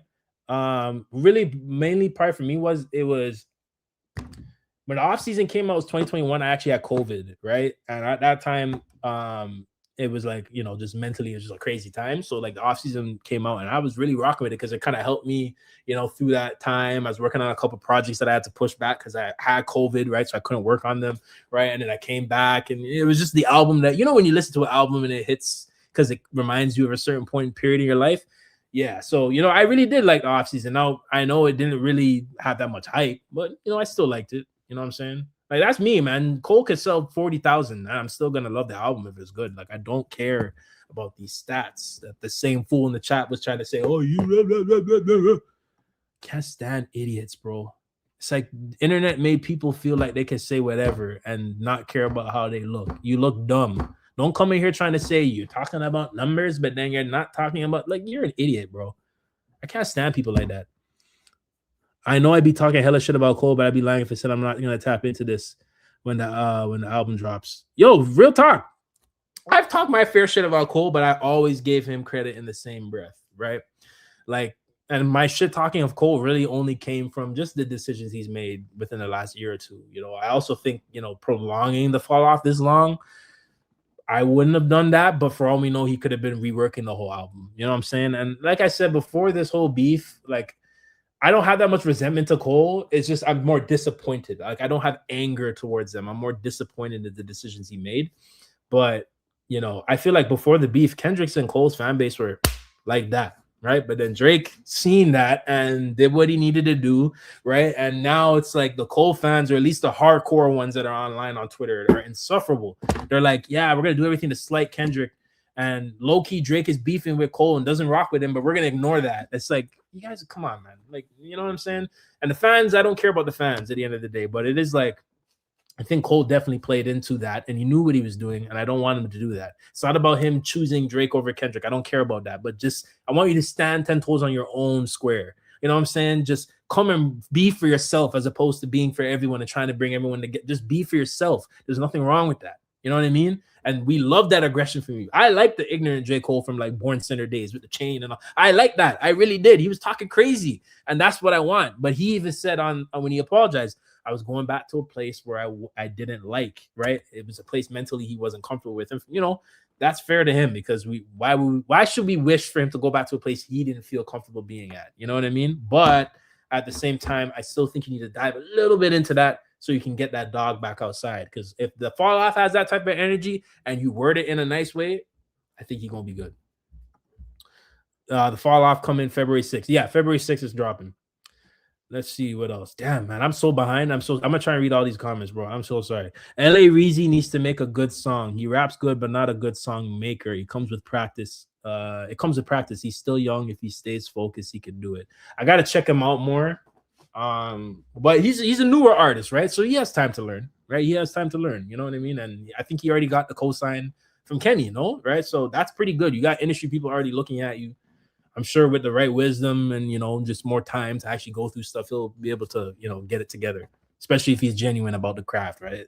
Right now, it seems like you got to be genuine to really have songs that like last the test of time. I'm not talking about TikTok moments or the label pushing your song. Like, they could push your song and it drops, right? Like, what was that song that Travis Scott put out last year, 4x4 or whatever it's called?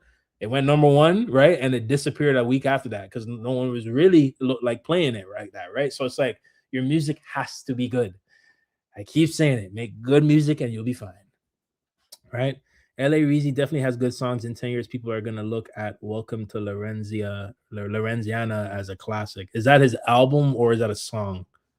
Maybe he'll be one of the artists I'll check out on that day we do that streaming, you know, thing where I react to new artists. I'm going to probably set that up for maybe the end of the month. Yeah, definitely set it up for the end of the month. Cole hate is very, very, very forced.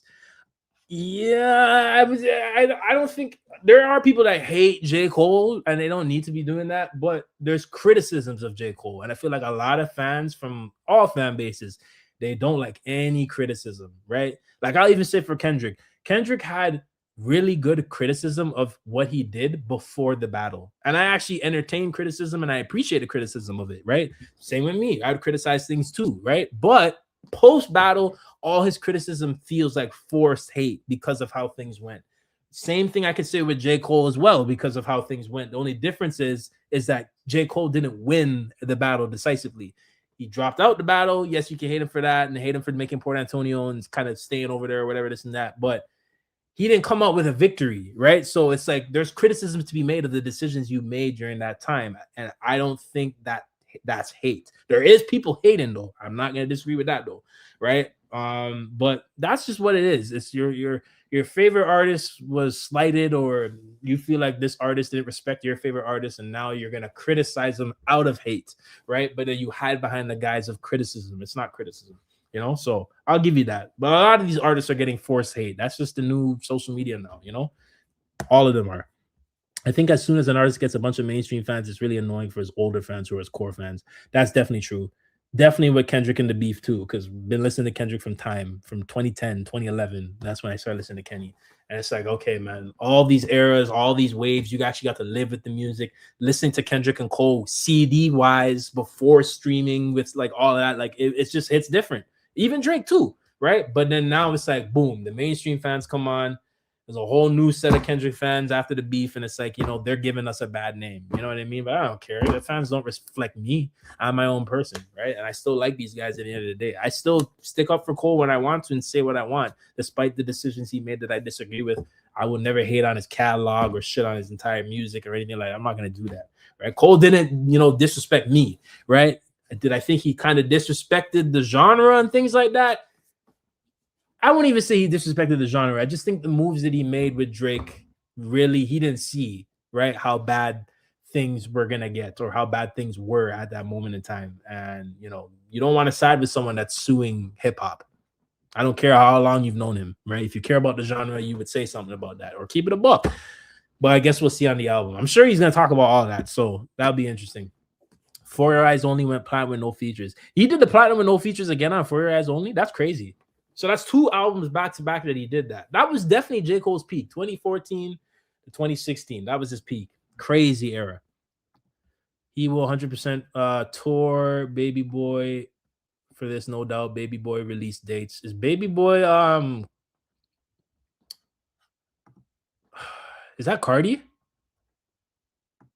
I'm not gonna lie to you. I'm not really the biggest Cardi fan. It was really only music that, like, because Kenny was on it, that I actually listened to it. And I'm like, oh shit, hold up, this should kind of slap. I like the Cash Cardi wave, like Magnolia and from like 2017. That was cool when he first came out. But the gothic stuff, I'm not, and the screaming and all that, I'm not really a fan of all that. But I ain't gonna lie to you, Good Credit was like my most played song last year. That shit goes crazy.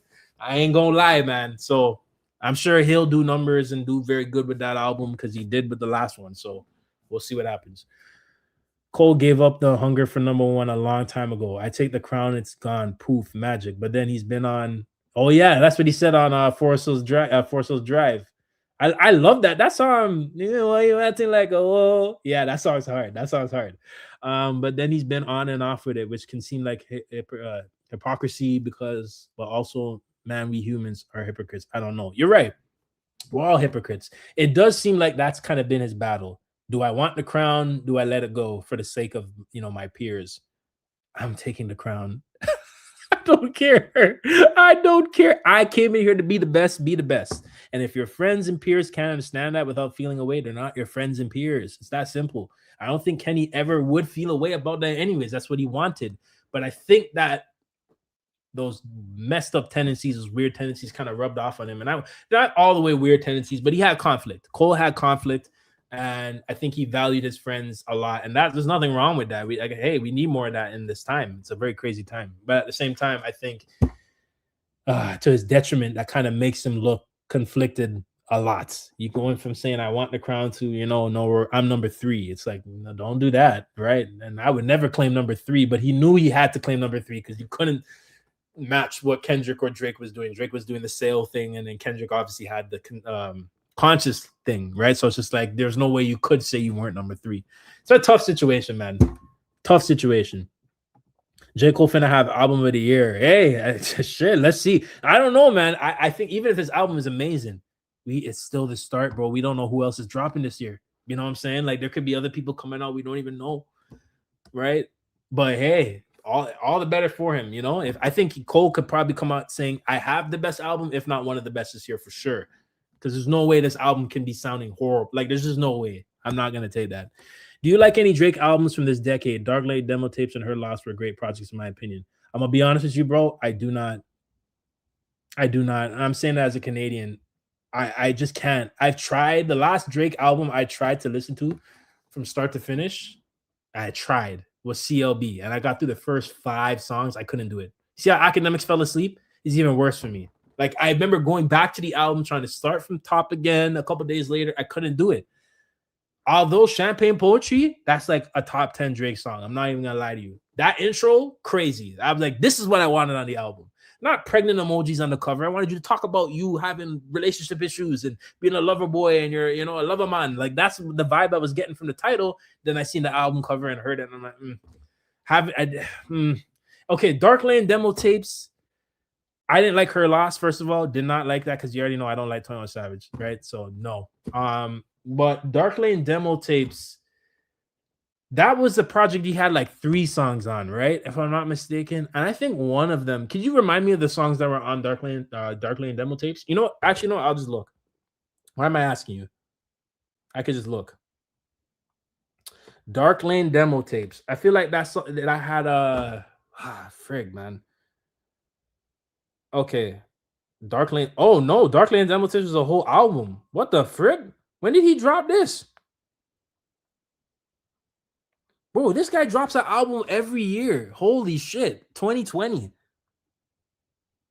That's crazy. Dark Lane demo tapes. Tootsie Slide, hell no. Honestly, I haven't played none of these songs outside of War.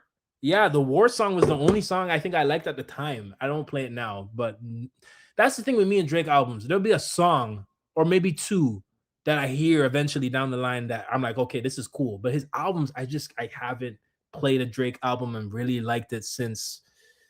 If you're reading this, man, if you're reading this was the last album I replayed, I could still replay it now. Obviously, knowing what we know now, it don't hit the same. But I'm not gonna lie to you. If it comes on my shuffle, if you're reading this song, I'll most likely let it play.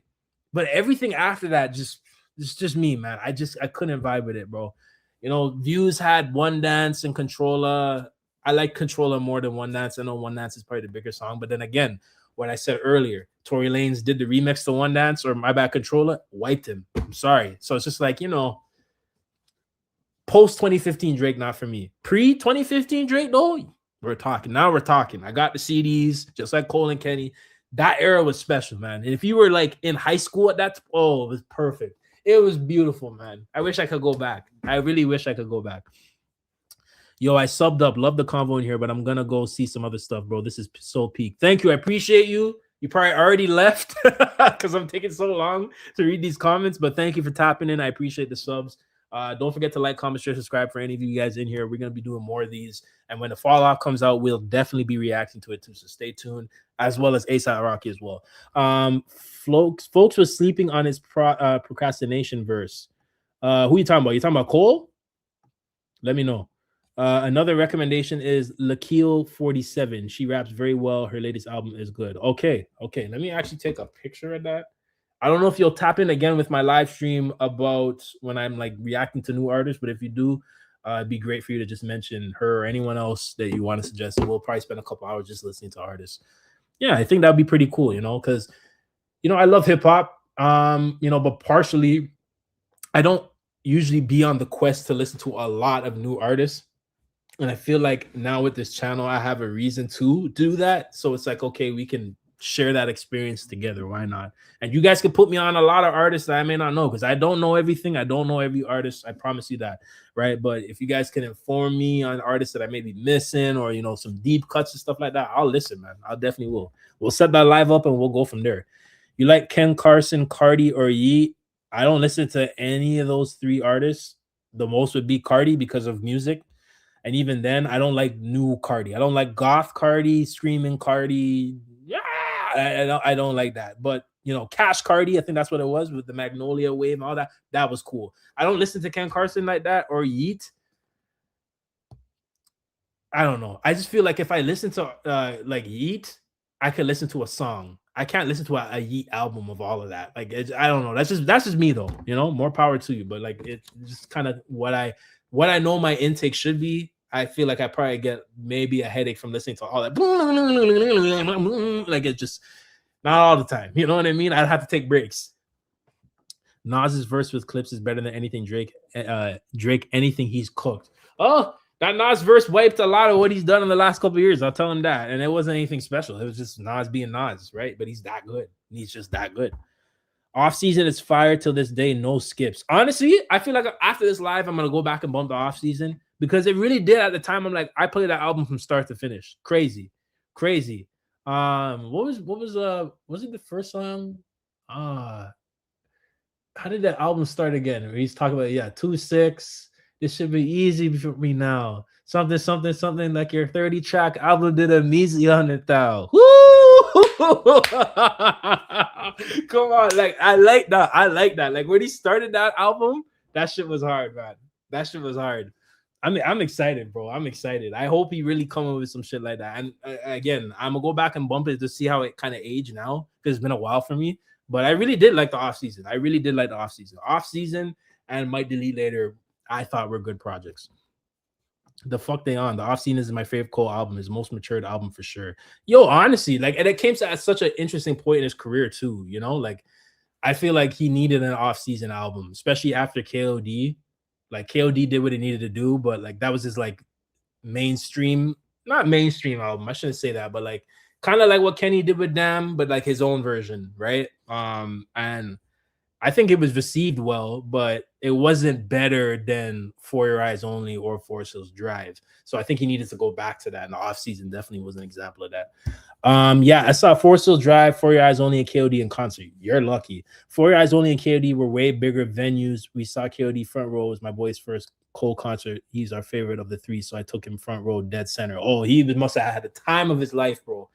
Yeah, you're lucky too. I wish I really got to see For Your Eyes Only in concert, but again, I think the year that album came out, I just started working. Like that was like my first real job.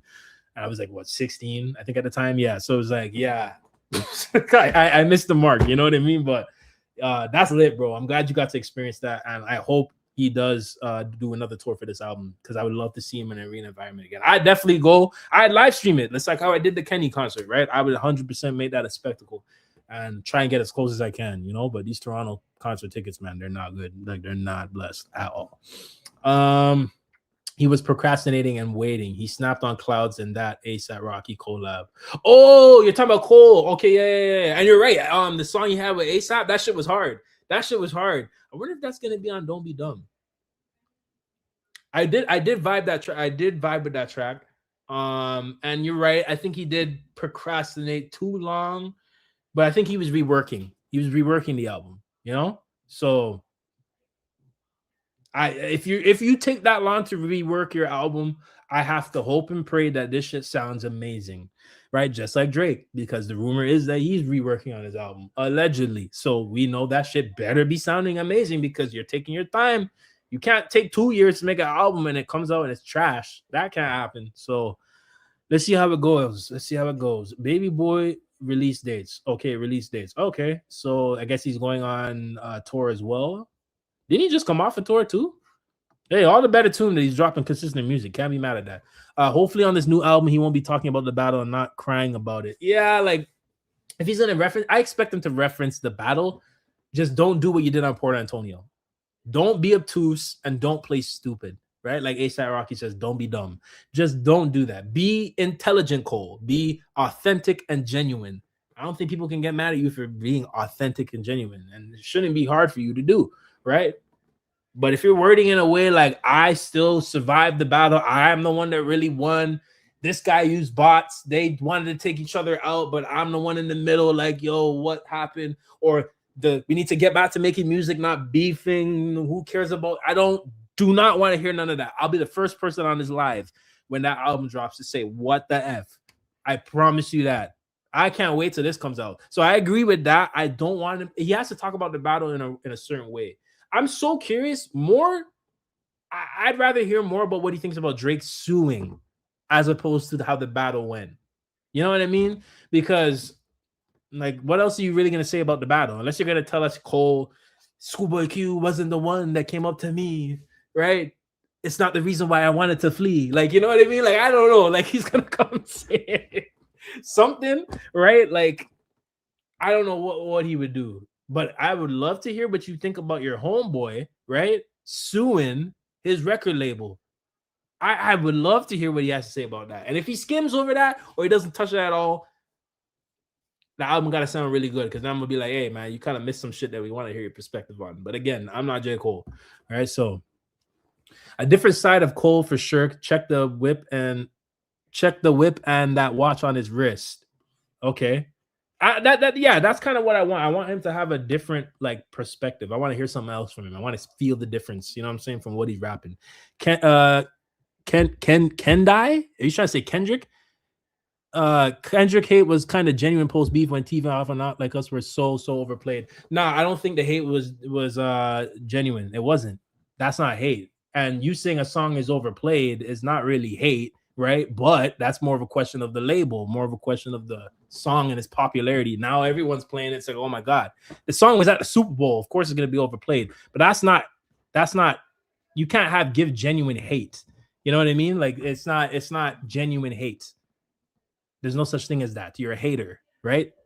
So it's not a question of that at all. Like I said, I still agree that his criticisms before, even you saying that doesn't really sound too valid.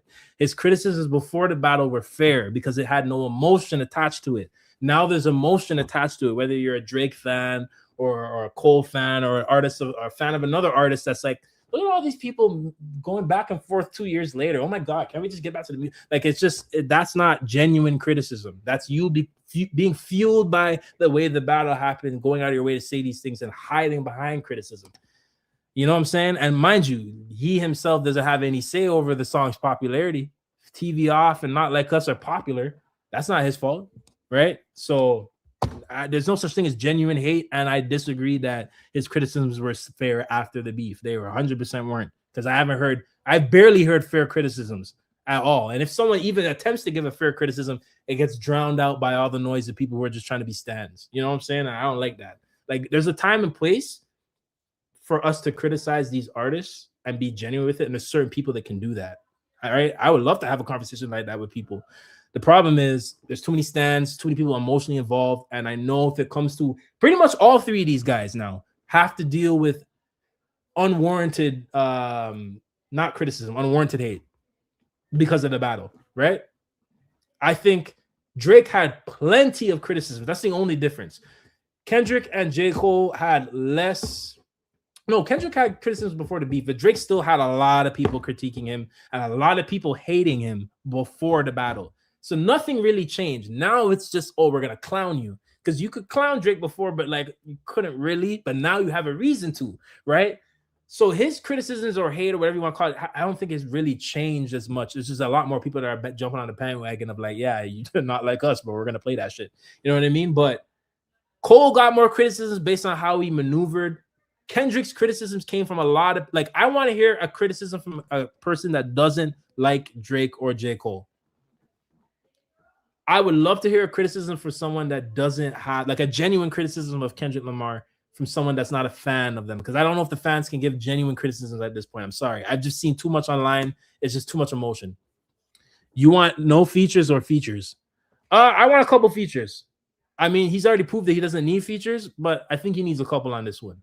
Definitely. I don't know who at this point, but it's J. Cole. It's not like people stop rocking with J. Cole. I don't think any outside of Drake, maybe, or maybe Kendrick, you could say. I don't think any of the like rappers in the industry are like, they may look at him differently because of what he did, but they're not like, oh, we're not going to feature with you. It's J. Cole. You know what I mean? So I think he can get a couple artists on there. I don't think he needs a lot though.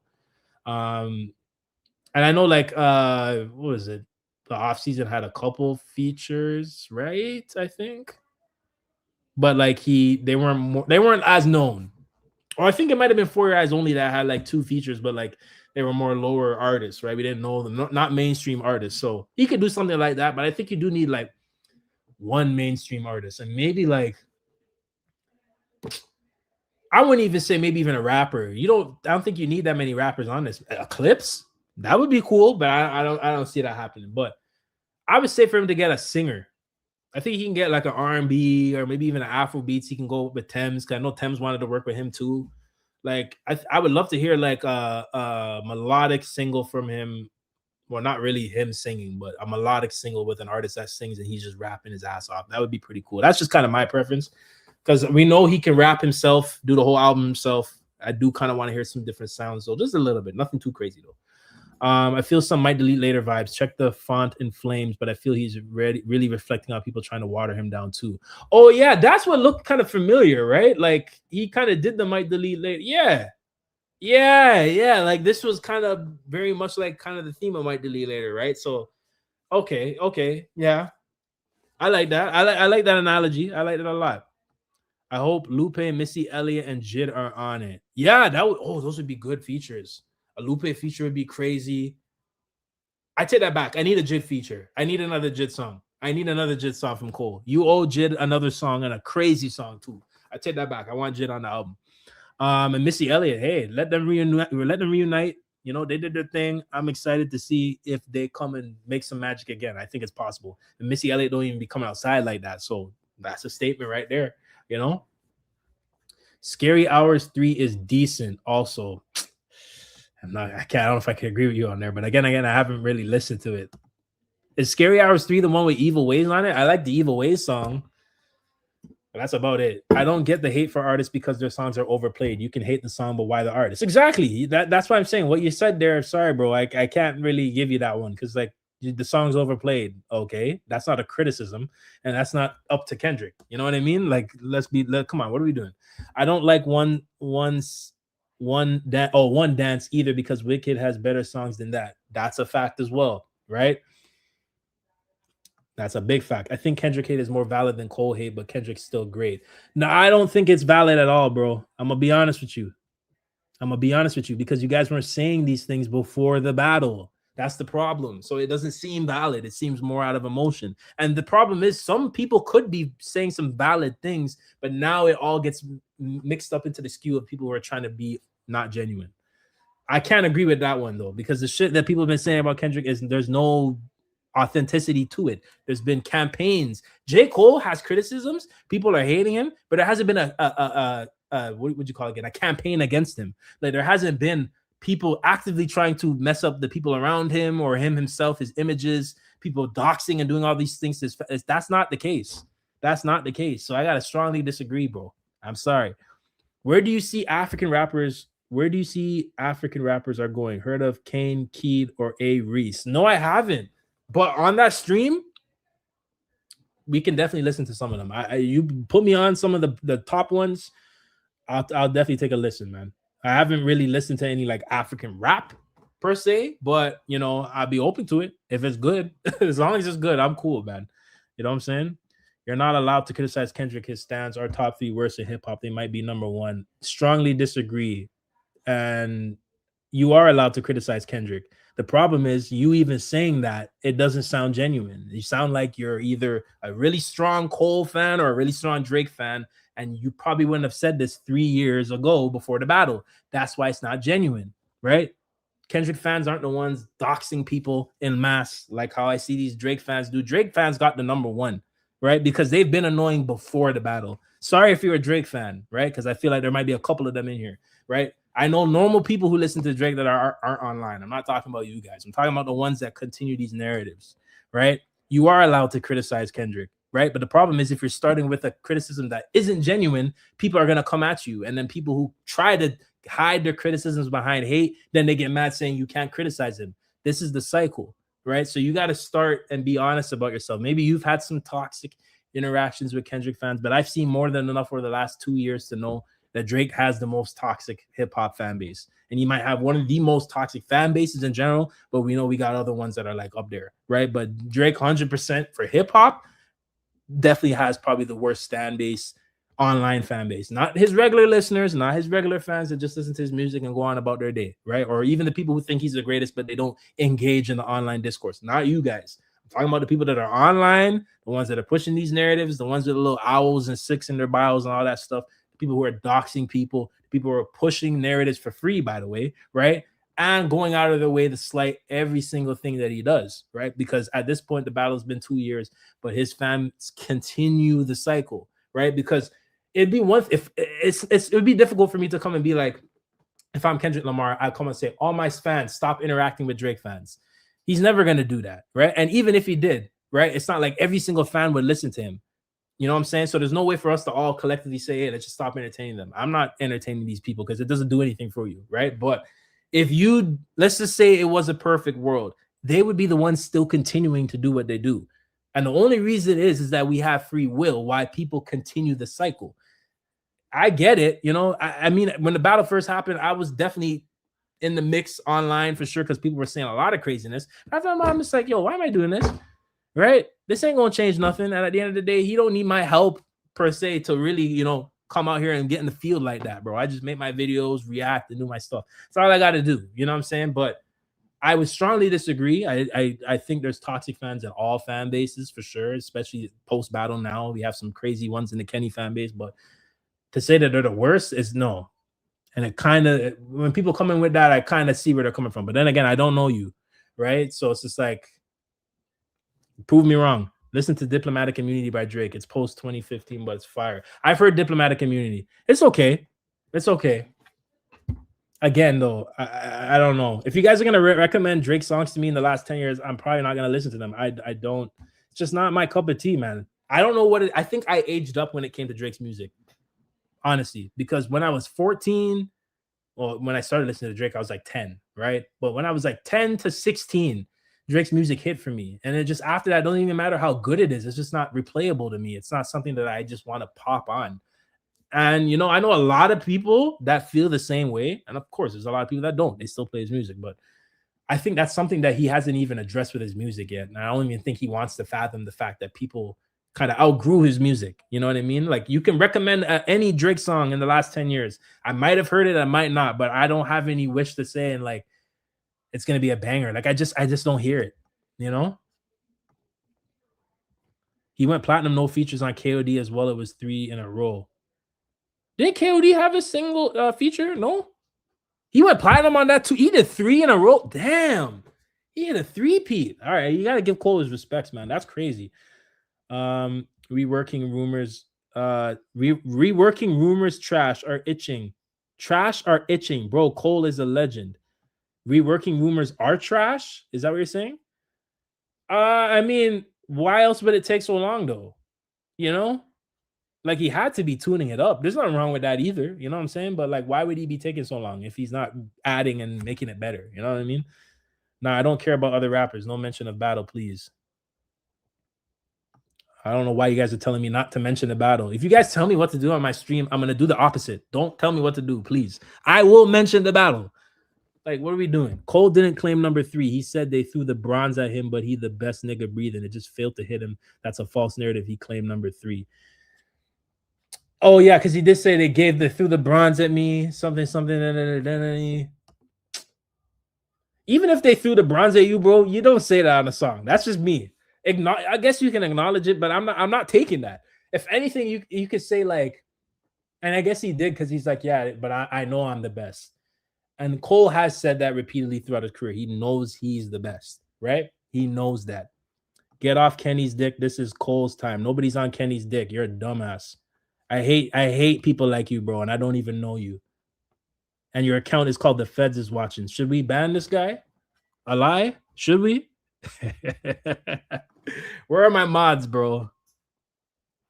Don't be coming out here saying I'm on anybody's buddy, bro. Just because I'm speaking the facts. If you're too stand out to realize what is real, don't come in my live, bro. Right? Go in the Stan Wars. Stay on the Twitter spaces. Don't come up in here. What's up, Lightwalker X? I appreciate you. What's good, Tiff? I hope everything is well. Thank you for tapping in.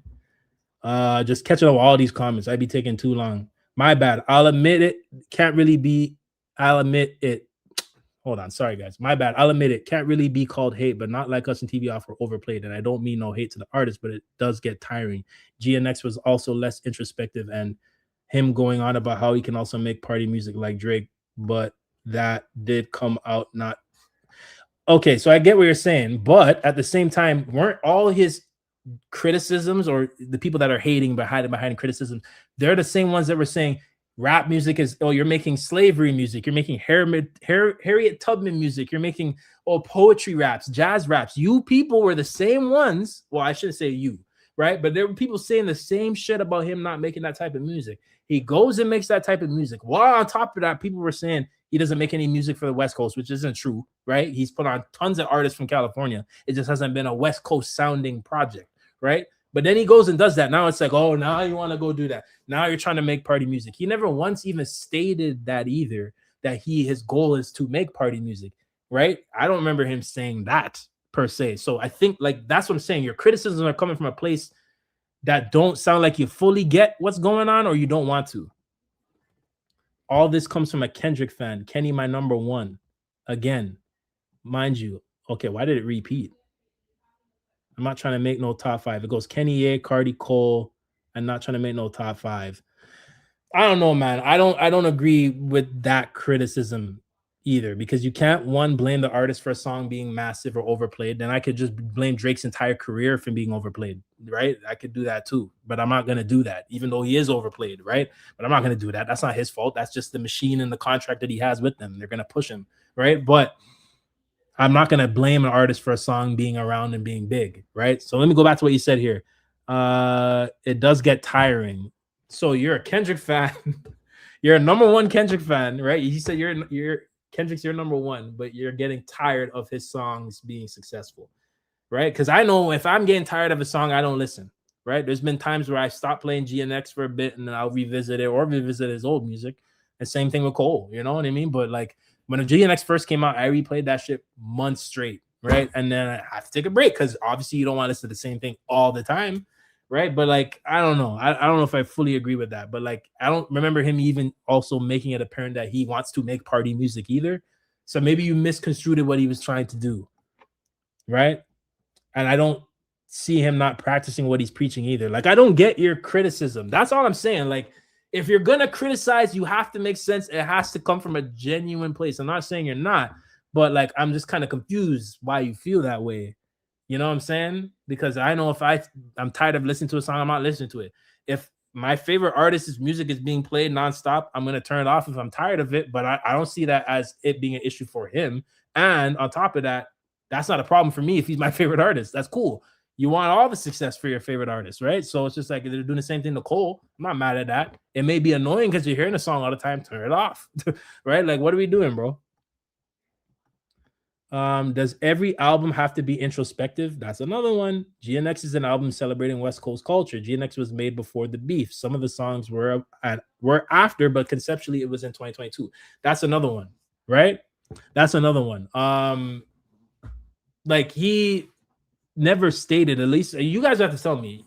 I don't remember Kendrick ever stating every album, every song he does is introspective. I remember people putting him into that box, right? That's the difference. I remember same thing with Cole too, but Kendrick has made a lot of different sounding music before, right? And I know people have this image of him like post Mr. Morale, but he never once said, I'm only here to make conscious music. He has made music that has been in the club before, right? So I don't understand. Like, I'm not understanding the criticism, right? Nigga said Cardi over Cole. Hold on. Was that list in order? So I'm probably the least cultured one here. All this comes from an 18-year-old from India. Oh, I didn't even see that. I didn't even see this, bro.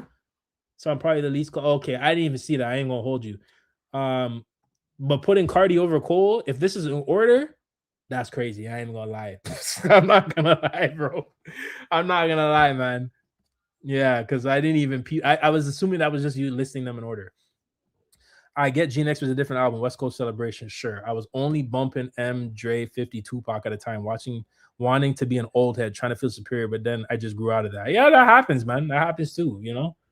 And again, 18-year-old from India. That's just how I felt. We can have different takes. Mine just might be objectively wrong. I don't know. No, I wouldn't say your criticism is wrong. Maybe, and if I said that earlier, I apologize. But more, it's just like maybe reframe kind of how you're explaining it, or kind of look back at what you're trying to criticize. And I won't say it's hate because you claim that Kendrick's your favorite, but your criticisms, I think it's allowed to tell people that the criticisms aren't valid, or they may be coming from a different place, or you may just have it the wrong way, right? You may be wording it the wrong way, or whatever it may be. It's going to tell that person to go back and think about what they're trying to say. And if they're being genuine, they would try to figure out a way to properly criticize the person. But if they feel disrespected, or they actually have bad intentions, or they're just hating, that's when it becomes something else entirely, right? And you're most likely not going to have a conversation about that anymore. It's going to be a whole bunch of foolishness, right? So, Cardi ain't effing with no Cole. Yeah, I mean, come on. That's not even a conversation. That's not even a conversation. I'm just stating that fans expect an artist to have one lane, and that stunts their expression. Not every album has to be introspective. He expressed another side of himself, and that's what I'm trying to understand. Damn wasn't introspective, right? That's what he does. He goes from introspective album to commercial, introspective album to commercial. So his next project will probably be introspective. So I don't know who made that logic up, that it's like, oh, he can only make this type of music. I know fans boxed him into that. Not really after Damn, but it's really after Mr. Morale, especially when he went on that break and he came out with Mr. Morale. Fans were boxing him into we don't want to hear this, we don't want to hear that, you only make this type of music. None of these artists, even especially Drake, obviously he makes all types of music, but even J. Cole, like they can have all been capable and have proven they can make all types of sounds. Just because Kendrick's forte is consciousness and making music that makes you think doesn't mean every project needs to be like that, right? And I feel like when people start framing things that way, that's where, things get lost. Ban him. Who am I banning? Which one am I banning? I don't know. Or am I the same guy that was saying I was on Kenny's piece? I hate people like that. I promise you, I don't even know you and I dislike you. Whoever said that. Because you just sound like you're 15. Like, what are we doing? I hope you're not grown. Because if you're grown and you're speaking like that, you're an idiot, bro. GNX was supposed to be introspective, or what? Oh, wasn't supposed to be introspective. Okay. Thank you. You see what I'm saying? Kendrick, damn if you do, damn if he doesn't. That's also true. That's a lot of people when you're at the top. When you're at the top, it don't matter what you do, right? When you're one of the greatest, they're gonna find something to criticize. I think Cardi can out rap Kendrick. Maybe in Earth 616. Not this one though. Not this world. I don't hear Kendrick playing in my gospel station like Drake was. I don't hear Kendrick playing on my gospel station like Drake was. They play Drake on a gospel station. That's blasphemy. That's crazy. That's pretty crazy when you really think about what you just said.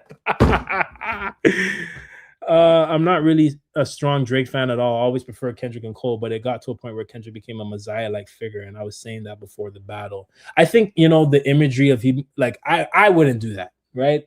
Although I get what he was trying to communicate with the album, I wouldn't do that. But I think Kendrick's more intelligent to know that that's going to warrant a conversation. I don't think he went into it thinking, like, why are they saying these things about me? I think that's what he wanted, right? So and those were some of the fair criticisms when Mr. Morale came out. And I actually engaged in some of those criticisms too, because, it doesn't, some people aren't as religious and stuff like that. I wouldn't really mess with those things in terms of like direct imagery, right? There could have been other ways he could have went about it, but for better or worse, he chose that specific direction to kind of paint his themes and showcase the themes of his album. So but you're saying it got to a point where he became a Messiah-like figure. I don't know about all that, because I feel like the way that people defend Kendrick, every artist or every fan of every artist defends their artist the same way. Now, because of the battle, it might be more heightened, right? But I don't like when people say that either, because it's like you're kind of only looking one way, and there has to be a reason why you're looking one way. Maybe somebody slighted you, and ever since that day, you're looking at it like, oh, screw his fan base and him, right? But it's like, I don't see differences versus how other artists defend their favorite art, or other people defend their favorite artists. You got the Barbs, they go crazy, right? You got freaking Future fans, they go nuts. You have Young Thug and all these people. They have all these fan pages. Look at their fan pages, look at the comments. Anytime they drop, to these people, nothing they put out will ever be bad, right? And that's cool if you're that much into, appreciating your artist. But then when it gets to the point where you're being toxic and you're coming at people, doxing people, weird energy, cussing, just destroying them, and this, that. Mind you, if someone disrespects you, I 100% agree you should return the fire. Don't turn the other cheek. Don't do that dumb shit, right? Because people shouldn't be disrespecting you online of all places. Go tell them about themselves, but don't go into a whole tangent, right? And I have to take my own advice, because there's been times I've done that too, and I'm like, relax, bro, right? But I don't see a difference. You know what I'm saying? I really don't see a difference. And if there was a difference that I could identify, I would be honest and say it, right? But I could only say it's because of the battle, why it's more like his fans are the worst, because he won the battle, he's on a victory lap, and his fans in turn are on a partial victory lap too, because now they're bragging about him, they're making everything about him, they're in the spaces, they're going around, whatever, sure. But I don't see a difference. You know what I'm saying? I don't see that much of a difference, but I don't know. We can agree to disagree on that one, right? I do still think his criticisms before the battle were a lot more warranted, especially when it comes to the Throne of Crowns and things like that. Like, I think I agree with that. I definitely do agree with those criticisms beforehand. But after, it's just like, it's like I can't even engage in a real, genuine criticism of this guy, because it's just going to be filled with people who are like really being disingenuous. You know what I'm saying? And I don't like that. He made a song saying he's not your savior for that reason. Yes, he did. He did, right? He definitely did, because he knew that was coming. And you know what? I'll say to bring it back what you said, Tiff, to what Follow the Leader said, right? He was saying they were treating him like a Messiah figure, right? Like I said, I don't see the fans treating him any different versus how fans treat their favorite artists with other artists. But him making that savior song was also him showing that he had knowledge of what this imagery was going to do, him shedding the imagery of, or the image that he had prior to the song and to the album, because he was held as the hip-hop savior. And it, mind you, brother, sorry, that's my sister, mind you, it wasn't him that proclaimed that figure for himself. It was the fans. It was hip-hop. It was the consumers that said this guy is the next second coming in hip hop, right? And mind you, this is during Drake's era, right? We say Drake is the best. He had all these numbers. Then why were we looking for a hip hop savior in his era? You see what I mean? So it's not really, he kind of just took the image that they put on him and then wanted to remind people, I'm not your savior at the end of the day, right? So I don't agree with that entirely, man. I can kind of see where you're coming from, but it's like when people only say it's Kendrick fans, it's like they're not looking anywhere else because they don't want to. And because you don't want to, right? Now I have to question where your whole questioning is coming from. You see what I mean? That's just how I look at it. I'm still listening to GNX today. It's just a good album. It is really good. 100%. It is really good. I think when it's all said and done, it will age really well. Probably one of his best aging albums. I think when it's like fully all said and done, Mr. Morale might go down as his best album, though. I know might be a hot take, but I said from when Mr. Morale came out, I'm like, this shit is crazy. And it's going to age better. And I knew people were shitting on the album when it came out, but I said, give it a year, 2, 5. People are going to start saying different things, and they already are, right? So it's just like To Pimp a Butterfly. He made a song saying he's not your savior. Yeah. Not one of Kendrick's albums sound alike. That's also true. I really like that. Kendrick's last 2 weren't for me. Now, Good Kid, Mad City, and Section 80 fire. Of course, craziness. Of course, I bump a good album when it comes out, then play it back again sometime later. But OMG was my reels and the whole internet full of it. It gets annoying where every swipe was mango mustard memes. I get it, but again, you can't blame that on the artist. And if Kendrick's your favorite, that should be good, right? And if anything, you're seeing all these memes and things. I saw all the mustard stuff too, TV off, all that. Swipe away if you're annoyed. That's not really a criticism to the artist, right? That's a criticism to how people are receiving the artist, which really shouldn't matter. But that's just how I think, right? I am an old head. I bump Mozart on Ox. Hey, nothing wrong with that, bro. Nothing wrong with that. I honestly, I be listening to lately, the last month or so, I've been listening to a lot of 80s music, like a lot of R&B from the early 90s, and then more pop, like rock, because I do like some rock music too. I'm like a Nirvana guy too, but you know, there was a lot of good pop songs coming from the 80s and stuff like that, and then obviously early hip hop, late 80s, 90s. Yeah, that's kind of like what I've been revisiting the last month or so. I don't know. I saw that Michael Jackson trailer. I started bumping back Michael Jackson again because I love Michael Jackson. And then I was just like, yo, all these 80 songs hit my playlist. So I'm like, yeah, we're going to run it back. So I've kind of been like in a throwback mood the last month or so. Yeah, I feel you, man. Bump your Mozart, bro. Bump it. In hindsight, it was probably the meme culture that ruined it for me. And I would tell you, bro, I know a lot of people who let these things kind of ruin the music for you. Don't let it ruin the music for you. It's not a reflection of the artist or the music itself. It's a reflection of how the consumers receive it. And like I said with Drake, his music, for example, I feel like it's more about how everyone else feels about it as opposed to the individual, right? And I think in the music industry as a whole now, that's becoming a problem. So, I mean, I don't know. I can't tell you how to think, but I would say don't let that deter you from liking or appreciating or understanding the era of the artist or the music that they're putting out. Don't do that, right? Because to me, it just takes away from the experience. You know, you don't want to let exterior forces kind of ruin the way that you feel about an album or a song. You know, you think Kendrick won a Pulitzer for doing the same thing? There you go. Right, Kendrick did give up his hip hop messiah figure, though. I'm not your savior. I find it difficult as to love my neighbor. There you go. That was savior, right? Even Cole stans are crazy. Every fan base has insane stan culture. Yeah, every fan base does. Honestly, the thing that's with Cole, it disappointed me because his fans and Kendrick fans, like we were like one before, right? I was in both, fan spaces before. Kendrick, Cole, no problem. I'm like, oh man, I can't wait. I was still hoping for the duo album, the collab album. Then the beef happened, right? And my perspective on Cole didn't really change as much. Some things I'm looking at like, but his fans, even Kendrick fans before the beef, they weren't as loud as they were. Drake's fan base remained the same because Drake's fan base had the advantage of being on the internet before, right? It's not that Kendrick and Cole didn't have big fan bases, but they weren't chronically online as much as they are now, right?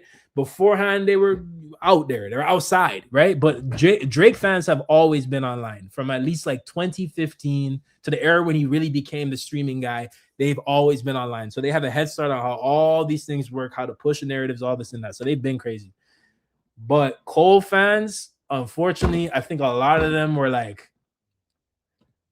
I don't understand why Cole fans hate Kendrick. I just don't get that. I don't think you really have any reason to hate him, you know? So that side of it always just seemed bitter to me. And it was just like, okay, you're just taking a playbook from the Drake fans. And a lot of the Cole fans that are making, you know, J. Cole have a bad name, I feel like are like hybrids. They're Drake and J. Cole fans. So now they push that energy from Drake and use Cole as like the shield. You know what I'm saying? So it's weird. But like you said, every fan base has stand culture now. It sucks. My tea's gone cold. I'm wondering why. That's funny.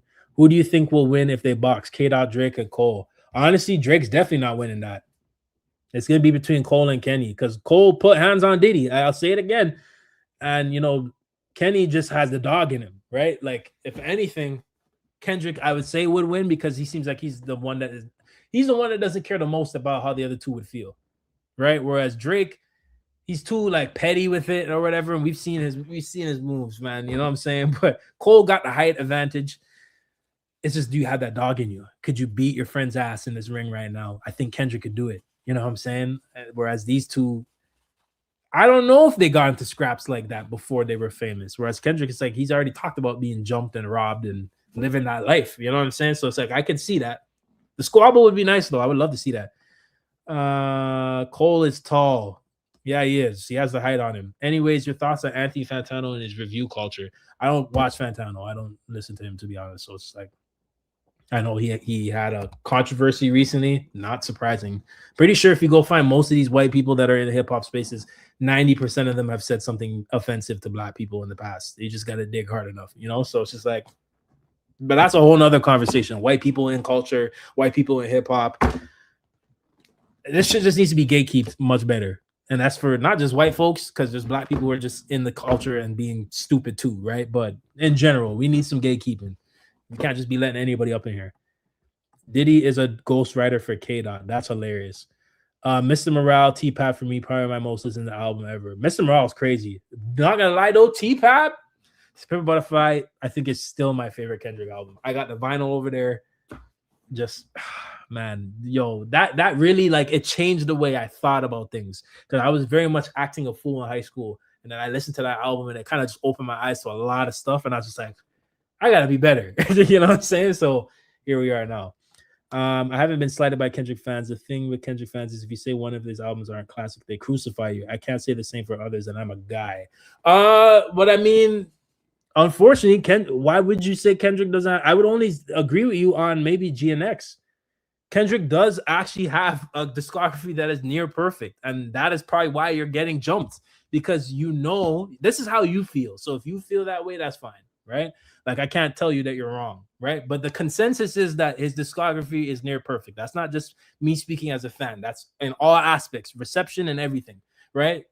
So you have to really come with like a real interesting perspective for I think fans who are not as emotionally involved to like entertain what you're trying to say, right? Because I'm not. If you come and tell me with a straight face Kendrick doesn't have a near perfect discography, I'm gonna be like, all right, bro, you're tripping. What are we talking about, right? Because this is a universally known thing, right? So that you maybe have to go to other fan bases and do that, and I guarantee you it would be the same outcome. It's no different for his fan base. I promise you that, right?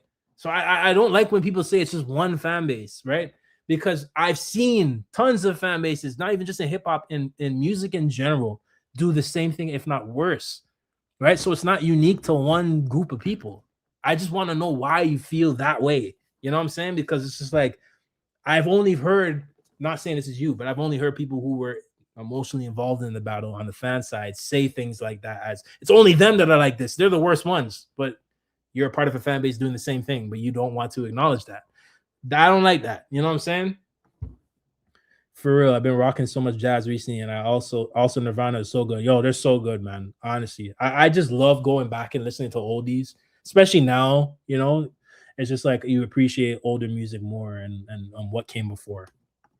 That's what I'm speaking to. The savior thing. He knew people acted that way. No other rapper has had to say that. And Nas my goat. We get crazy, but not that crazy. I have to disagree with you. I think you're in a box, respectfully, because I don't understand how. I'm not seeing Nas fans jump like that, but I'm seeing Drake fans do that, J. Cole fans do that, Future fans do that, Uzi fans do that, Cardi fans do that, Nicki Minaj fans do that. What are we talking about, bro? Right? Like, he never put the savior image on himself. The people did, and he had to remind the people that he isn't their savior. So people weren't treating him like a messiah. People were treating him like an artist they really like, just like every other person that likes their artist and maybe goes too hard on how much they want to show appreciation for how much they like them. I'm not seeing it's only him. It's Kendrick's messiah figure, and it's his fans treating him like a messiah. I feel like that's a narrative that was pushed after the beef because people were using the Black Messiah thing as a slight, right? Which is very low-key racist and disrespectful too. I don't know what you are. I'm not saying that's you either, but that's where I've seen a lot of that discourse come from. So it's like when I see people say these specific things, it's like keywords, buzzwords, right? That I've seen before. And it's like, I have to assume you're coming from a certain place, but this is why we have these discussions so we can kind of, pick our brains apart, right? Best album for me, 2025, Let God Sort Them Out. I think I gotta agree. I still play Let God Sort Them Out.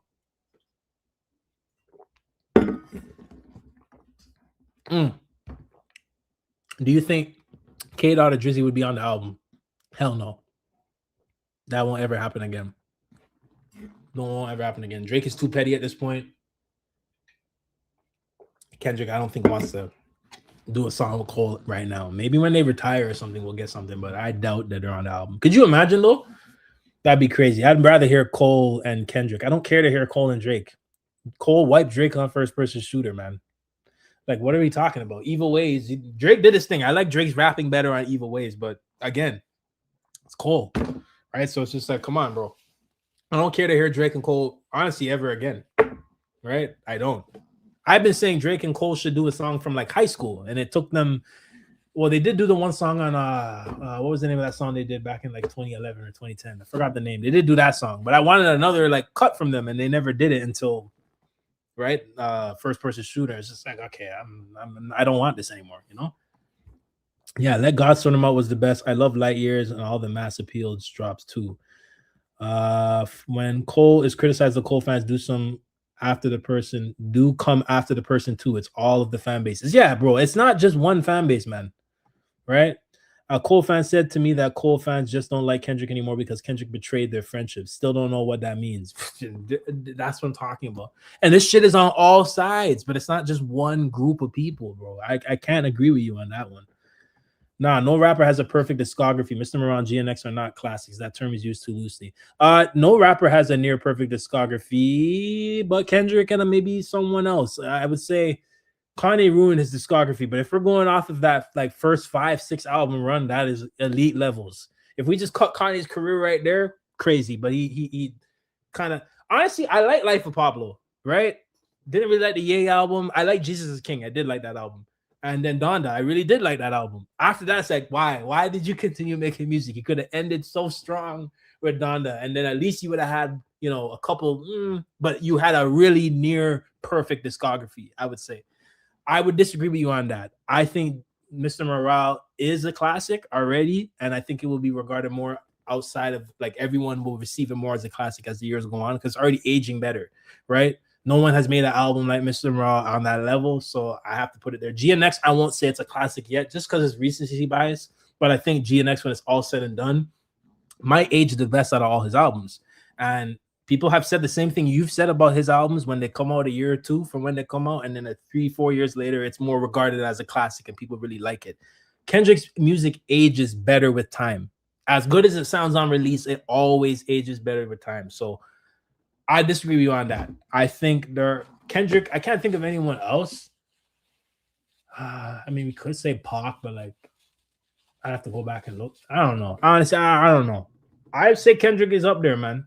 I would put Kanye up there if we negate Vultures and Ye. Kanye's up there. No, ain't no way, because come on, bro. You know what I'm saying? So it's just like, what are we talking about? Of course, Cole fans get crazy too. I'm saying Kendrick fans take it up a notch, like the Barbs, but every fan base is insane. I'm disagreeing with you, bro. I think you just have a little slight bias towards whoever, and you're just specifically looking in one area. You got to be honest, bro. I never said Kendrick's the only rapper with crazy fans. I just think they're the most crazy. I disagree, because they're not out here doxing. They're not out here pushing false narratives. I've seen some say some shit, right, that's not real and push shit just out of being spiteful. But there's no hate campaigns pushed by this fan base on a rapper. right? And don't say it's Drake, because people have been hating Drake just the same amount before the battle too. And it ain't just Kendrick fans. Everybody's making fun of Drake. So I don't like that, bro. Like, come on, man. Like, if we're gonna be honest about this, then I think you need to reflect on where this perspective is coming from. That's all I gotta say. I know he didn't put the savior image on him. You're making my point. When has any of those other rappers had to say, yo, relax, guys, we are not your savior? Well, they weren't pinned up as the hip-hop savior like how he was, right? So I'm not making your point. I don't think I am. I think we're talking about two different things, bro, right? He had that image put onto him to the point where people had unrealistic expectations from him. So he had to come out and say, yo, I'm not your savior. It's not because he played along. Well, you know, he did play along with it, but it's not because he put that title on him and the fans were like, yeah, you're right. He is our savior. Let's worship him. It wasn't like that. So I'm very curious to know where this is coming from, because I think you were the one that said Kenny is one of your favorites. It's not that you can't, it's not, these aren't even, I wouldn't even say are invalid criticisms. I just think you're kind of wording what you're saying wrong, or it's coming from a different place, because I can't really identify it. Because I'm not going to agree with you that Kendrick has the most insane fans, and it's not because I really like Kendrick. I've seen Kenny fans do some crazy shit, and I'm just like, God, what the frick? But it's no different than every other crazy fan base in hip-hop right now. I will 100% disagree on that. And because you're so fixated on that, I have to question where it's coming from. Because common sense should tell you that all these fans are batshit crazy. It's either that or you just haven't seen it, right? But go out there and look for it. It's not hard to find, right? You shouldn't be fighting to want to see it. It's right there in your face. Old raps are so good, like the Tribe Called Quest. Give me or every time I listen. Tribe Called Quest is nice.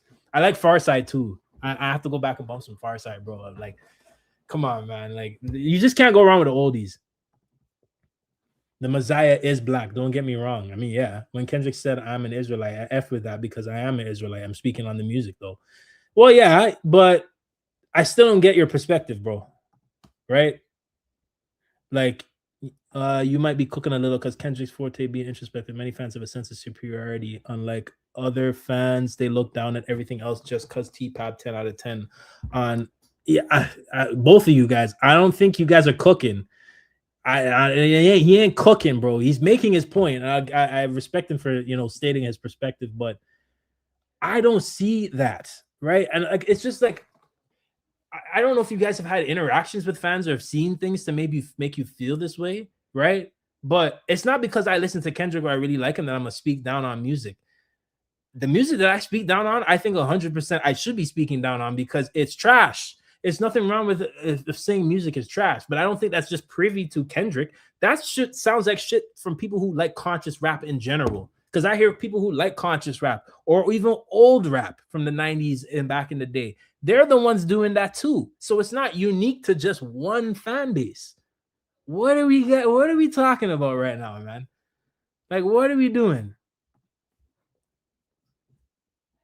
What other rapper has to tell his fan base, I'm not your savior? Again, can you answer my question? What rapper has had the consensus of the consumer put that title on him early on in his career after his first album? Tell me.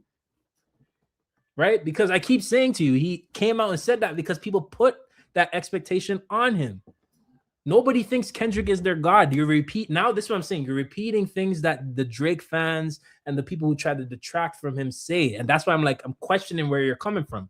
It doesn't sound fully genuine. It sounds like there's some personal things going on there.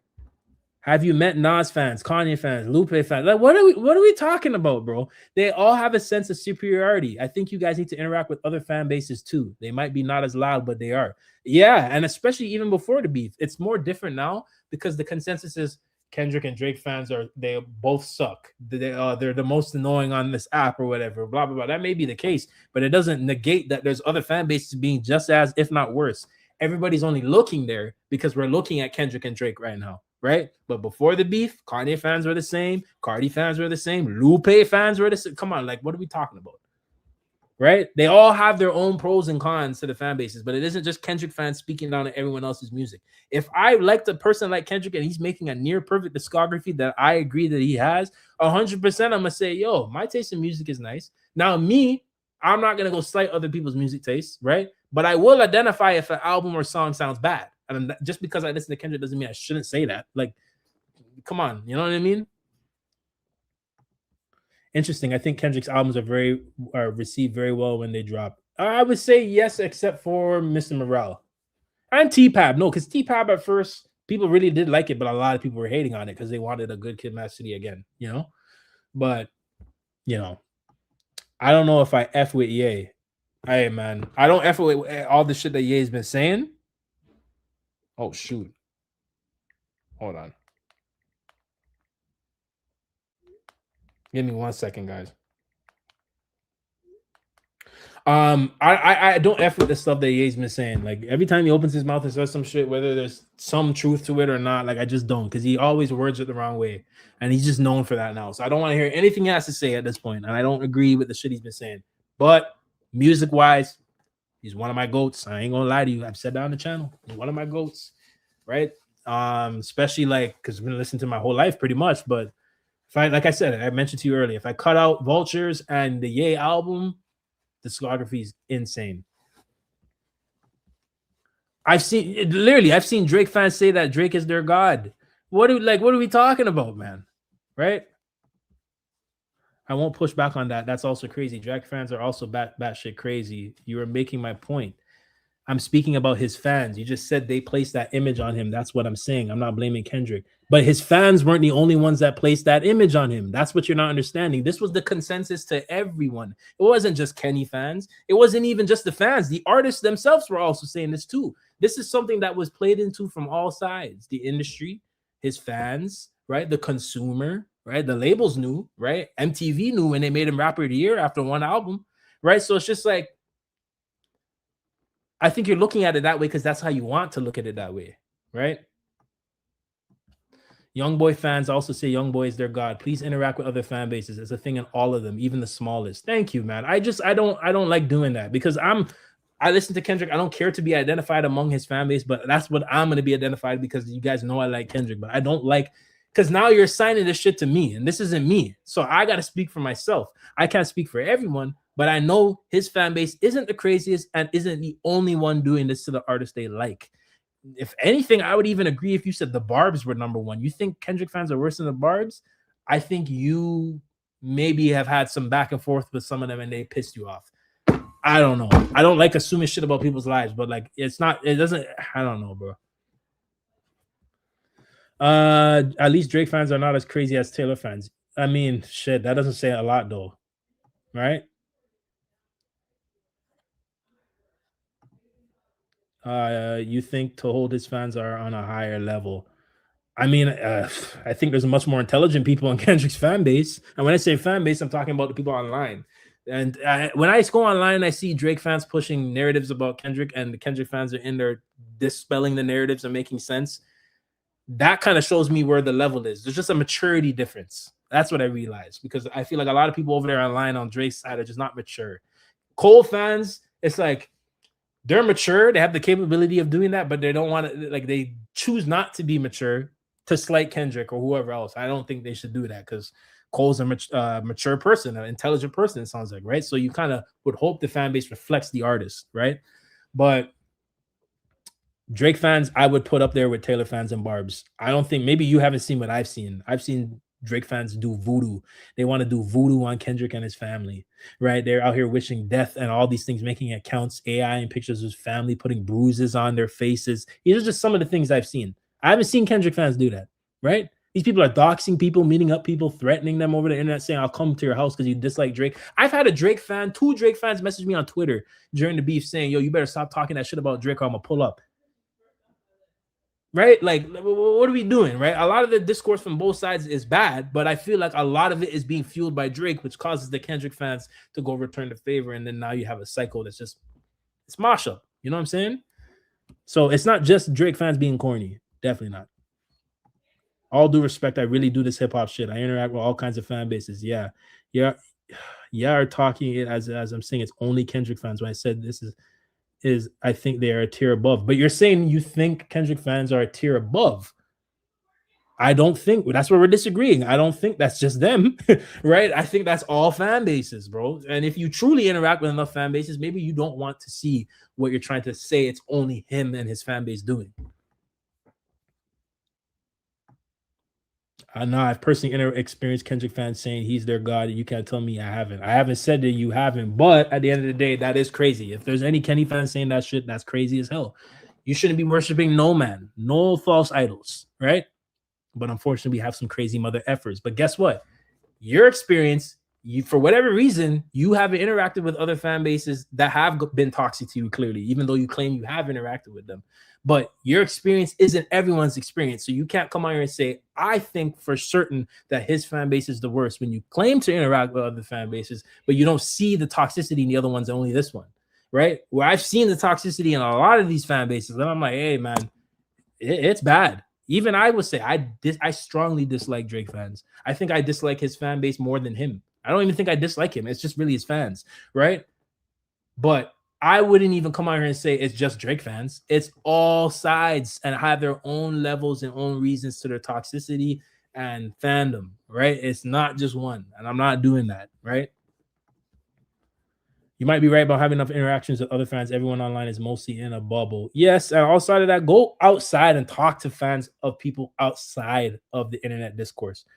It's one thing to paint it online. So everything that you're saying, follow the leader, applies to people online as well, right? Same thing with what I'm saying about Drake fans and Barbs, all that stuff. Let's talk to some of these people in person, right? And hear their perspective, because I'm pretty sure it's going to be different for all of them. I talk to Drake fans who are in person that aren't on the online stuff, the narrative stuff, normal people, because most of the people that are engaging online are the normal fans, the ones that are going in spewing 24/7 all the time. That's where it gets crazy.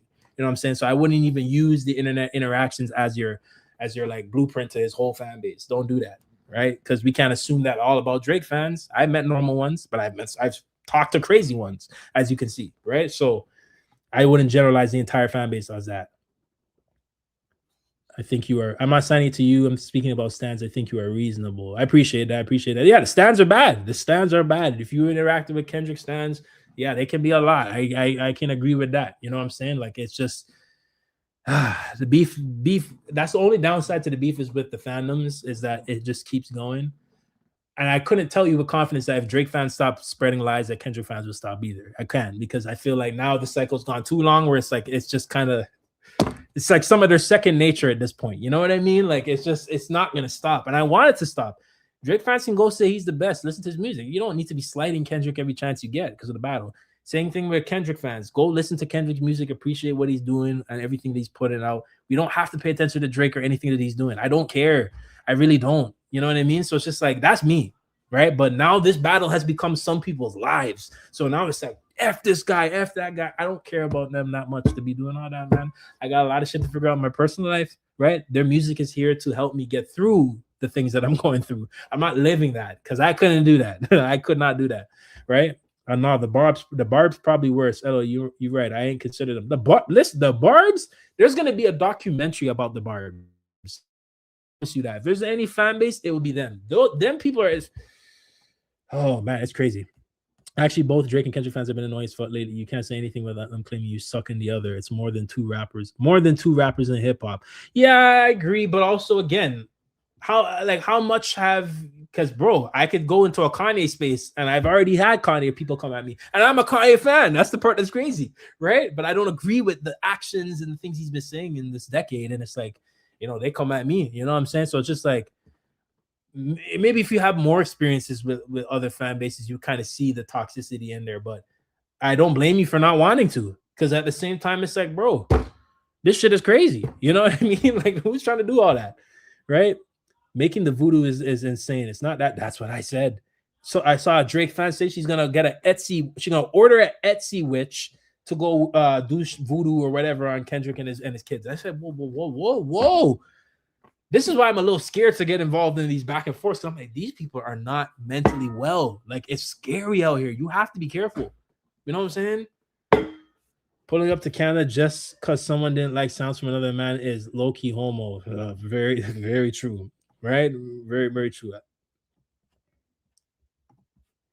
I thought in my last comment you said that they didn't say he was a god. My bad. No. I haven't seen a Kendrick fan say that he worships Kendrick as a god, right? But I think people were definitely on the Kendrick side at a point in time, for sure, we're probably treating him like, yo, he really is like one of the last rappers that's keeping this shit up.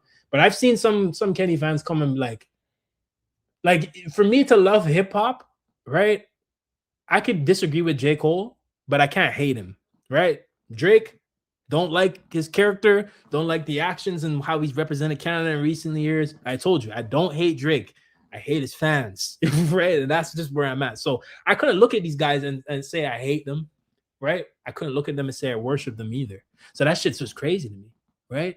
But then again, we're not all from the same life. We all got our own things going on and all this and that. You know what I'm saying? So it's a whole bunch of shit. Drake and Kendrick fans have been annoying since the battle, but I feel like all battles do get fan bases squabbling. That's also true. This was a given. And mind you, we still talk about Jay-Z and Nas, so this ain't going away anytime soon, guys, unfortunately. Right? So we can be as annoyed as we want. It ain't going to stop anytime soon. The best thing to do is mute, block, and do you. Keep listening to the music you like. And don't let fans or the reaction to how the music is coming out dictate how you appreciate the music of the artist. Don't do that. Just listen to the music. All that outside shit. That's why I kind of try to like listen to reviews and things after I'm done listening to the album a few times and shit. I don't want any influence on my perspective. You know what I mean? Yeah, YouTube probably not the best platform for this kind of discussion. No. YouTube is honestly fine. At least in my comment sections for the most part. Like when I go on live and stuff, it's cool. It's when you get, Twitter is the worst. Twitter is the absolute worst. It's a cesspool. Horrible. Don't even bother. Instagram, TikTok, it's bad too. But YouTube, for the most part, I feel like you'll get some fair takes on here. For the most part, though, I can't really, sometimes you go get some crazy shit, though. It really depends. I didn't say everyone's experience is mine. That's why I said I think this is just my opinion. I'm not trying to change anyone's mind. I'm just explaining why I made this comment. That's fair. I agree with that. Right? And it's your experience, right? This is what you experience and this is what you know. So you're only going off of what you saw and interacted with. So that's fair, right? But again, I would say to everybody, go talk to Kendrick fans, talk to Cole fans, talk to Drake fans in person. You're 100% probably getting a different conversation, right? Like I talk to people who really like Drake and still listen to him after the battle, like no different, right? And I've had reasonable conversations with them, no problem, because that's just how it is. They still like Drake. The battle didn't really change much for some of these people, right? But they're not out here in the narratives and this and that. And also what I've realized, a real genuine fan can be honest about the artist they like. The Drake fans that I know that are in person that still listen to him, they'll be honest and say, hey, man, that's suing shit. I can't agree with it. Or, him doing this in the battle, I can't agree with that. And they still like his music and still go on about their day. That's fine, right? We we should have to be accountable on behalf of these artists. But when they're doing crazy things and we're not trying to see that they're doing crazy things, that's where it gets wild. Be accountable, right? Be honest. You know what I'm saying? So that's just where I'm at. I don't even know how to talk to fans on Twitter. Those are a different breed. I'm telling you. Lately, I've just been kind of just watching. I'm just like, oh, man, this is getting crazy. Shit, I'm just like, all right. I'm happy for this discussion, even though it's 1 a.m. here right now and I have an exam. Y'all are smart people. I appreciate you tapping in because I'm about to come off momentarily myself. But, hey, it's late. Good luck for your exam, bro. I appreciate you staying here till 1 a.m.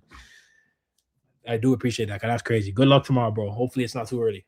So can we agree Miles is number one? I haven't listened to Miles. I'm not gonna lie. I don't know. I don't know how people talk to stands or fans on Twitter. These are a different breed. Man, that's a whole nother thing, bro. That's a whole nother thing. Twitter's gotten so bad. It's like it's sad. It's so sad. Yeah, I'm with you. I got a lot going on too. I just got into a pharmacy school, but I do interact in these spaces as a mental break. But it ain't even therapeutic anymore. Hey, congratulations on the therapeutic school. That's amazing. But bro, honestly, you're going into therapy, help these people. Okay, go into therapy and help them because it's not even a cool pastime no more. It's not even fun to engage anymore. They just ruined it, like up until like I definitely engaged, throughout 2025 for sure, here and there, right? But I like before the beef, engaging online and in Twitter about music and stuff, a lot more better than this. Elon bought Twitter, the beef happened, and now boom, we're in we're in hell now. Like at this point, it's Twitter hell. Someone tweeted the other day saying this is the worst era for Twitter. It is. Twitter back in 2012, 13, 14, crazy. It was crazy, but it was lit though. I'm not gonna lie. Maybe because I was young, I loved the toxicity back then, but it wasn't like this. This is like a breeding ground for like racists and mentally ill people. It's just so messed up.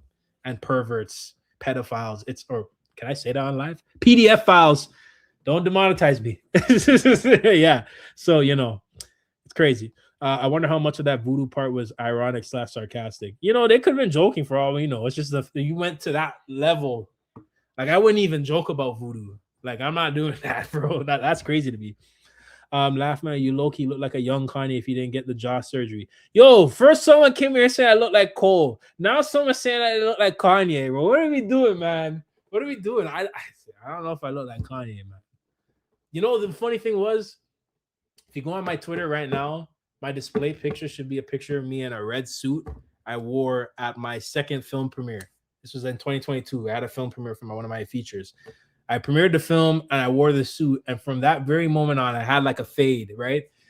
Everybody said I looked like The Weeknd, right? And even now, people still say I look like The Weeknd without the fade or whatever. And I'm like, I don't really see it, but I guess it's the suit. If you go see my Twitter, you'll see the picture there. But I haven't gotten Kanye and I haven't gotten J. Cole. That's a new one, right? Especially when you laugh. That's funny. that is funny.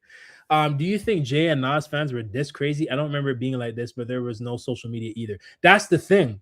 I don't think they were I don't think it was at this level, but I know it was toxic because I remember even when I was young, like going to the barber, hearing these things, you know what I'm saying? And even my dad's friends or older people that I know talk about Jay-Z and Nas years after the battle, but in person, it got heated. So we don't know how toxic it was, right? Because at this point in time or back in the day, weren't people pulling up on people for real because of beef songs? Like actually pulling up to the studio and shit, especially in New York, it was bad, right? So it's like it got to the point where people were pulling up and wanting to kill people, right? Biggie Smalls and Tupac died. So no matter what, I don't care how toxic it may be online, it hasn't reached that level. And that's a whole nother level, right? So it shows you that's like we didn't have the social media to see it back then, but people were probably just as unhinged, but just like in their own way. You know what I mean? Okay, guys, I'm out of breath at this point. I've read so many comments. You know what I'm saying? Like, I am so bust. Let me read this last comment. It wasn't ironic. She actually did it. She hired a voodoo person to hex Dot and his wife. A lot of crazy shit that Drake fans did after the battle. Oh, okay, so she really did do it. Man, I tell you, if I could do a video and find all those things, I would, just to show you how crazy it got, man. It was bad. It was bad, right? But hopefully it lessens down as we go on. I'm gonna subscribe, rocking with you, bro. I appreciate you, man. I appreciate you, and I appreciate picking, each other's minds apart, right? And doing all that stuff. But like, I appreciate you being able to hold your perspective and having a mature conversation, right? I appreciate all you guys doing that because that's what I want to do on this channel. We're gonna disagree on things. We're gonna have different opinions and takes and stuff, but we want to kind of make this a safe space for that because, hey, man, I like a lot of rappers. I love Kendrick, but I love a lot of rappers too. So this is gonna be a channel that does that as well. Speaking of other rappers, reacting to other ones, and obviously you guys know I'm a writer. I'm a movie guy, so the movie content is also coming. So we're gonna have a lot of things to discuss on here, right? But I'm curious to hear people's perspectives and stuff like that. I'm totally fine with it. You know what I mean? And I think that's what's needed to create a proper hip hop space. No, I'm going into pharmacy. Pharmacy is not therapy. I was saying the hip hop discussions aren't therapeutic for me anymore. Oh, my mistake. But yeah, you understand. It's not therapeutic at all. You know what I'm saying? Like at this point, it's not a pastime. It's not something that we do for fun. You know what I mean? Like this shit is horrible now. You gotta like make sure you have no embarrassing pictures or videos on your social media now, or you might get doxxed, or your address or nothing. You might get doxxed for just saying I don't like the song, right? So it's scary times, man. Just remember this: Kenny calling Drizzy deadbeat than being on 2 Cardi songs. That has nothing to do with that. Because I called you a deadbeat in a hip hop beef doesn't mean that I can't go work with another artist. That doesn't negate what I said. Again, we can agree to disagree, but I don't like this angle. You know what I mean? Like this is a weird angle. So you go use this term in a hip hop beef, and I'm supposed to be ethering your ass. I'm gonna say whatever I need to say about you and use the accurate, or I guess you could say maybe not accurate description of what it is. But then if you go do a song with someone else that has this similar or whatever things you're accusing this person of, then what is that supposed to do? At best, it proves he's a hypocrite. But like the person said earlier in this chat, we all are. And people who only say Kendrick is a hypocrite are, I think, some of the dumbest people, because every human is a hypocrite. This is why when I talk about criticisms of Kendrick, I can't use the hypocrite angle because everyone is capable of doing that. I am a big ass hypocrite too. Everybody does that. But the best thing you can do is to try not to be one, right? And that's where I can start the criticisms and have discussions about that. But I don't really care. I like the Cardi song. I don't care. It was a hip hop beef. I'm not gonna apply what he said to Drake to his entire career now going forward. That just seems kind of disingenuous, you know. But you know, this man looked like everyone, right? They're saying I'm a shapeshifter at this point. I got Kanye, I got Cole. Man, it's just crazy, man. But hey, you know, hopefully I may look like them, but hopefully I can get some success like them too. You know what I'm saying? I remember on the rap roundtable, they were saying some fans were squabbling in real life after barbershop debates on Jay and Nas. Yeah. I mean, as a kid, I couldn't really process what was going on, but I remember people screaming, right? And this is when I was like 5, 6 years old, some of my earliest memories. But people were getting toxic about that shit, man, right? We have the advantage of social media now, so we actually, unfortunately, get to see people's perspectives and opinions that may not should be sharing them all the time, right? So now it's different. We have direct access. Whereas back then, you could only theorize, you know what I'm saying, how bad it was. I think Jay and Nas was more about the rap, though, not no damn PDF and domestic abuse shit. That's the battle that was not good. That's why the battle was not good to me. Euphoria was dope, but Jay versus Nas greatest battle ever. No, but didn't they were saying all types of. What are you talking about, bro? What are you talking about? They were talking about the condom on the back seat, right? Coca-Cola Records, Diddy. You know, Nas was saying some wild shit about Jay. He was gonna hang this man with a fake model. Yo, let me go find the Nas thing right now. Nas, Jay-Z, noose, hanging. Let me see if I can find it. Is it Summer Jam? Bro, what are we talking about? Working on an effect for Nas. This is Jay-Z, one of Nas's close friends, that we're going to hang. And since Jay-Z wouldn't really let us hang him, we've made this. These are white people making this, by the way. This is white people making. This is crazy. I gotta disagree with you on this one. This battle was definitely insane. This battle it got pretty vile to the point Jay's mom made him apologize, right? So in their own way, it's not as extreme, but I think the social media and the internet really enhanced this battle, right? If it was back in the day, it might have been a little different. But bro, look at the level. Silicone head. This is the skin that's going to go on our animatronic, right? Like, what are we doing? Figure that Doug is painting. It's a very strict. Like, what are we doing? And in a rap battle, you're supposed to take the dirt that's on your opponent's name and use it. I don't know, man.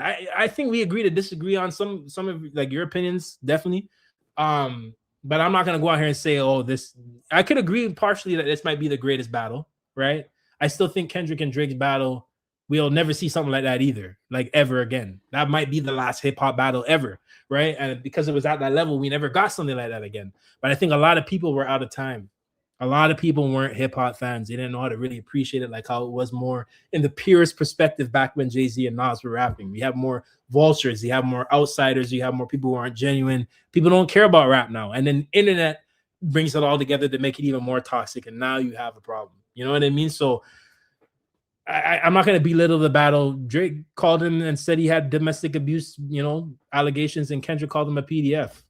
That's the information that was out there and they decided to use. Doesn't make the battle any less better to me, you know, or any less worse, I should say, right? But bro, the man was gonna hang a fake Jay-Z material. It's a very skin-like material. Hey, what are we talking about? So, and over here is Jay-Z's body. John is working on the rope, which obviously is not a real rope. Hey, Rockefeller and hang it, my guy. This is not the same. Coca-Cola and hanging a dummy is not the same as PDF and domestic abuse. The super ugly thing was received terribly. That's my point, though. Drake and Kendrick turned into us all super ugly. Well, mind you, it was Drake that brought that energy first, and Kendrick took it there. So, yes, you could say, yeah, they're both bad for going at that level, right? But I don't know. I feel like you guys, if you were in the situation, you would probably do something similar. There's no way a man's going to disrespect you and your family.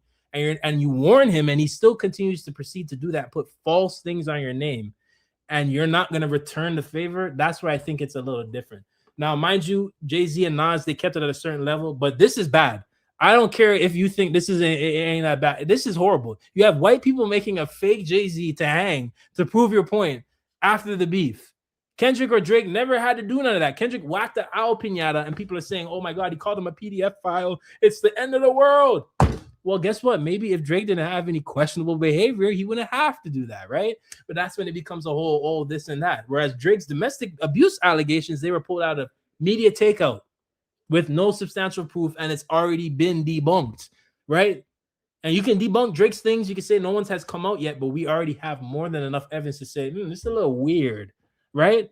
And Kendrick took that angle and summed it up on Not Like Us. So I don't know. I don't know. This is crazy. Kendrick never got to the point of bringing out a fake Drake and having like owls peck at his neck or something. Like he never did that, bro. Imagine. But it has all the cables and controls, and he's got all kinds of valves and goodies. He's an animatronic figure like at Disneyland. He's controlled by pneumatics, which are pistons that are run by air, and servos, which are like this is actually crazy shit, man. Like look at this. Hold up. Getting a text.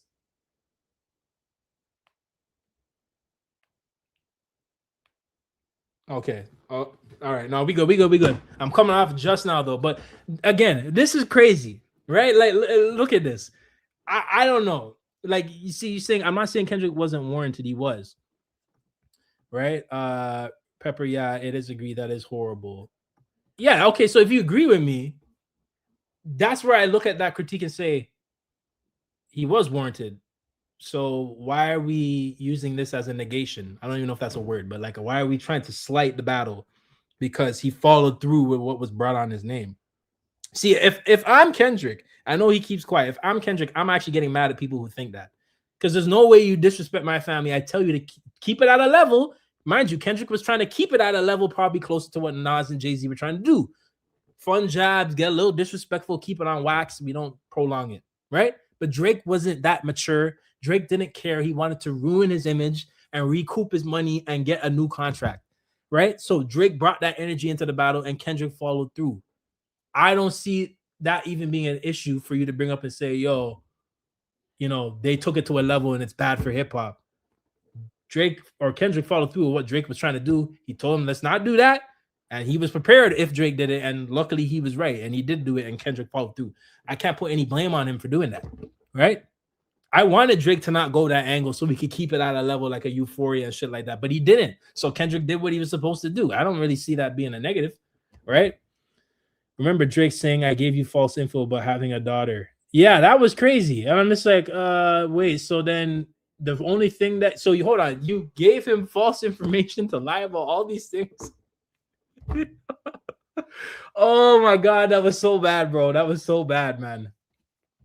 Oh, I missed your comment. Sorry, Pepper. Lynching another black man publicly is insane if you think about it. There's no way around this. There's no way around this, man. I'm putting this on the same level as being called a PDF, because guess what? If Drake was called a PDF with no history of weird things, then we could say that's messed up. But he has a history of it. We're not going to pretend that he doesn't. And if he didn't want to be called these things, he shouldn't have had them. He even addressed them himself. All them weirdos talking about that Millie Bobby or whatever they're in the comments, right? So, you know what I'm saying? Like, you can't slight people for picking what's on your name in a rap battle and using that. You know what I'm saying? You know? Yeah, I exaggerated a bit. I'm not going to say the battle wasn't good, but it wasn't as good as Jay and Nas. That's fair. That's fair. I think Jay and Nas, that's a classic hip-hop battle. Came at the right time. Nothing's ever going to change or replace that. And I couldn't be mad at someone saying that's the greatest of all time, because that really was special.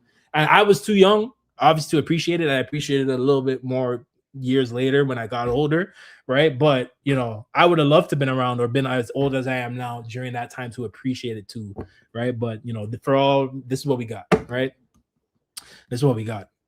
Euphoria was so dope. The shoe being opening line dope as F. Rocket Power. Yeah, that shit was crazy, man. I still play Euphoria every now and then. That shit was heat. But yeah, you know, hey, we're gonna have to see what happens. I'm very curious to see how this year is for hip-hop, and we shall see what the next moves are going to be from all these rappers. We got Cole, we got maybe Kenny, I don't know, he might not drop, but who knows. We got obviously ASAP. Drake is supposed to be coming out, and if he's not really saying anything, I'm not going to tune into that, to be honest. But you know, and Baby Keem, a few other artists probably coming out too. I'm sure Dolce's in the midst of rolling out her album too, so I'm excited for that. A lot of things to look forward to. So I appreciate each and every single one of you that has tuned into the channel, tuned into the live. I went way longer than I thought I was. I was only going to do like an hour. and not even probably half an hour. I didn't think the snippet was going to warrant a whole discussion, but you guys all popped in here. I'm so glad you did because we had really good discussions in here. Tap in again. I'll probably hit live again some point during the week. Let's see if anything else drops. We have ASAP dropping on Friday, so I don't know if I'll do a video on my reaction or if I'll live stream the reaction, but we'll go from there and we'll see what happens. But yeah, I appreciate every single one of you. Thank you guys so much for the in-depth conversations, giving your perspectives. We're picking each other's brains apart. Please subscribe. I'm gonna have more content coming out soon. I appreciate all the support. Once again, I hope you guys all have a wonderful day. Don't forget, most importantly, to stay blessed and stay tuned. All right, guys. Y'all have a good one.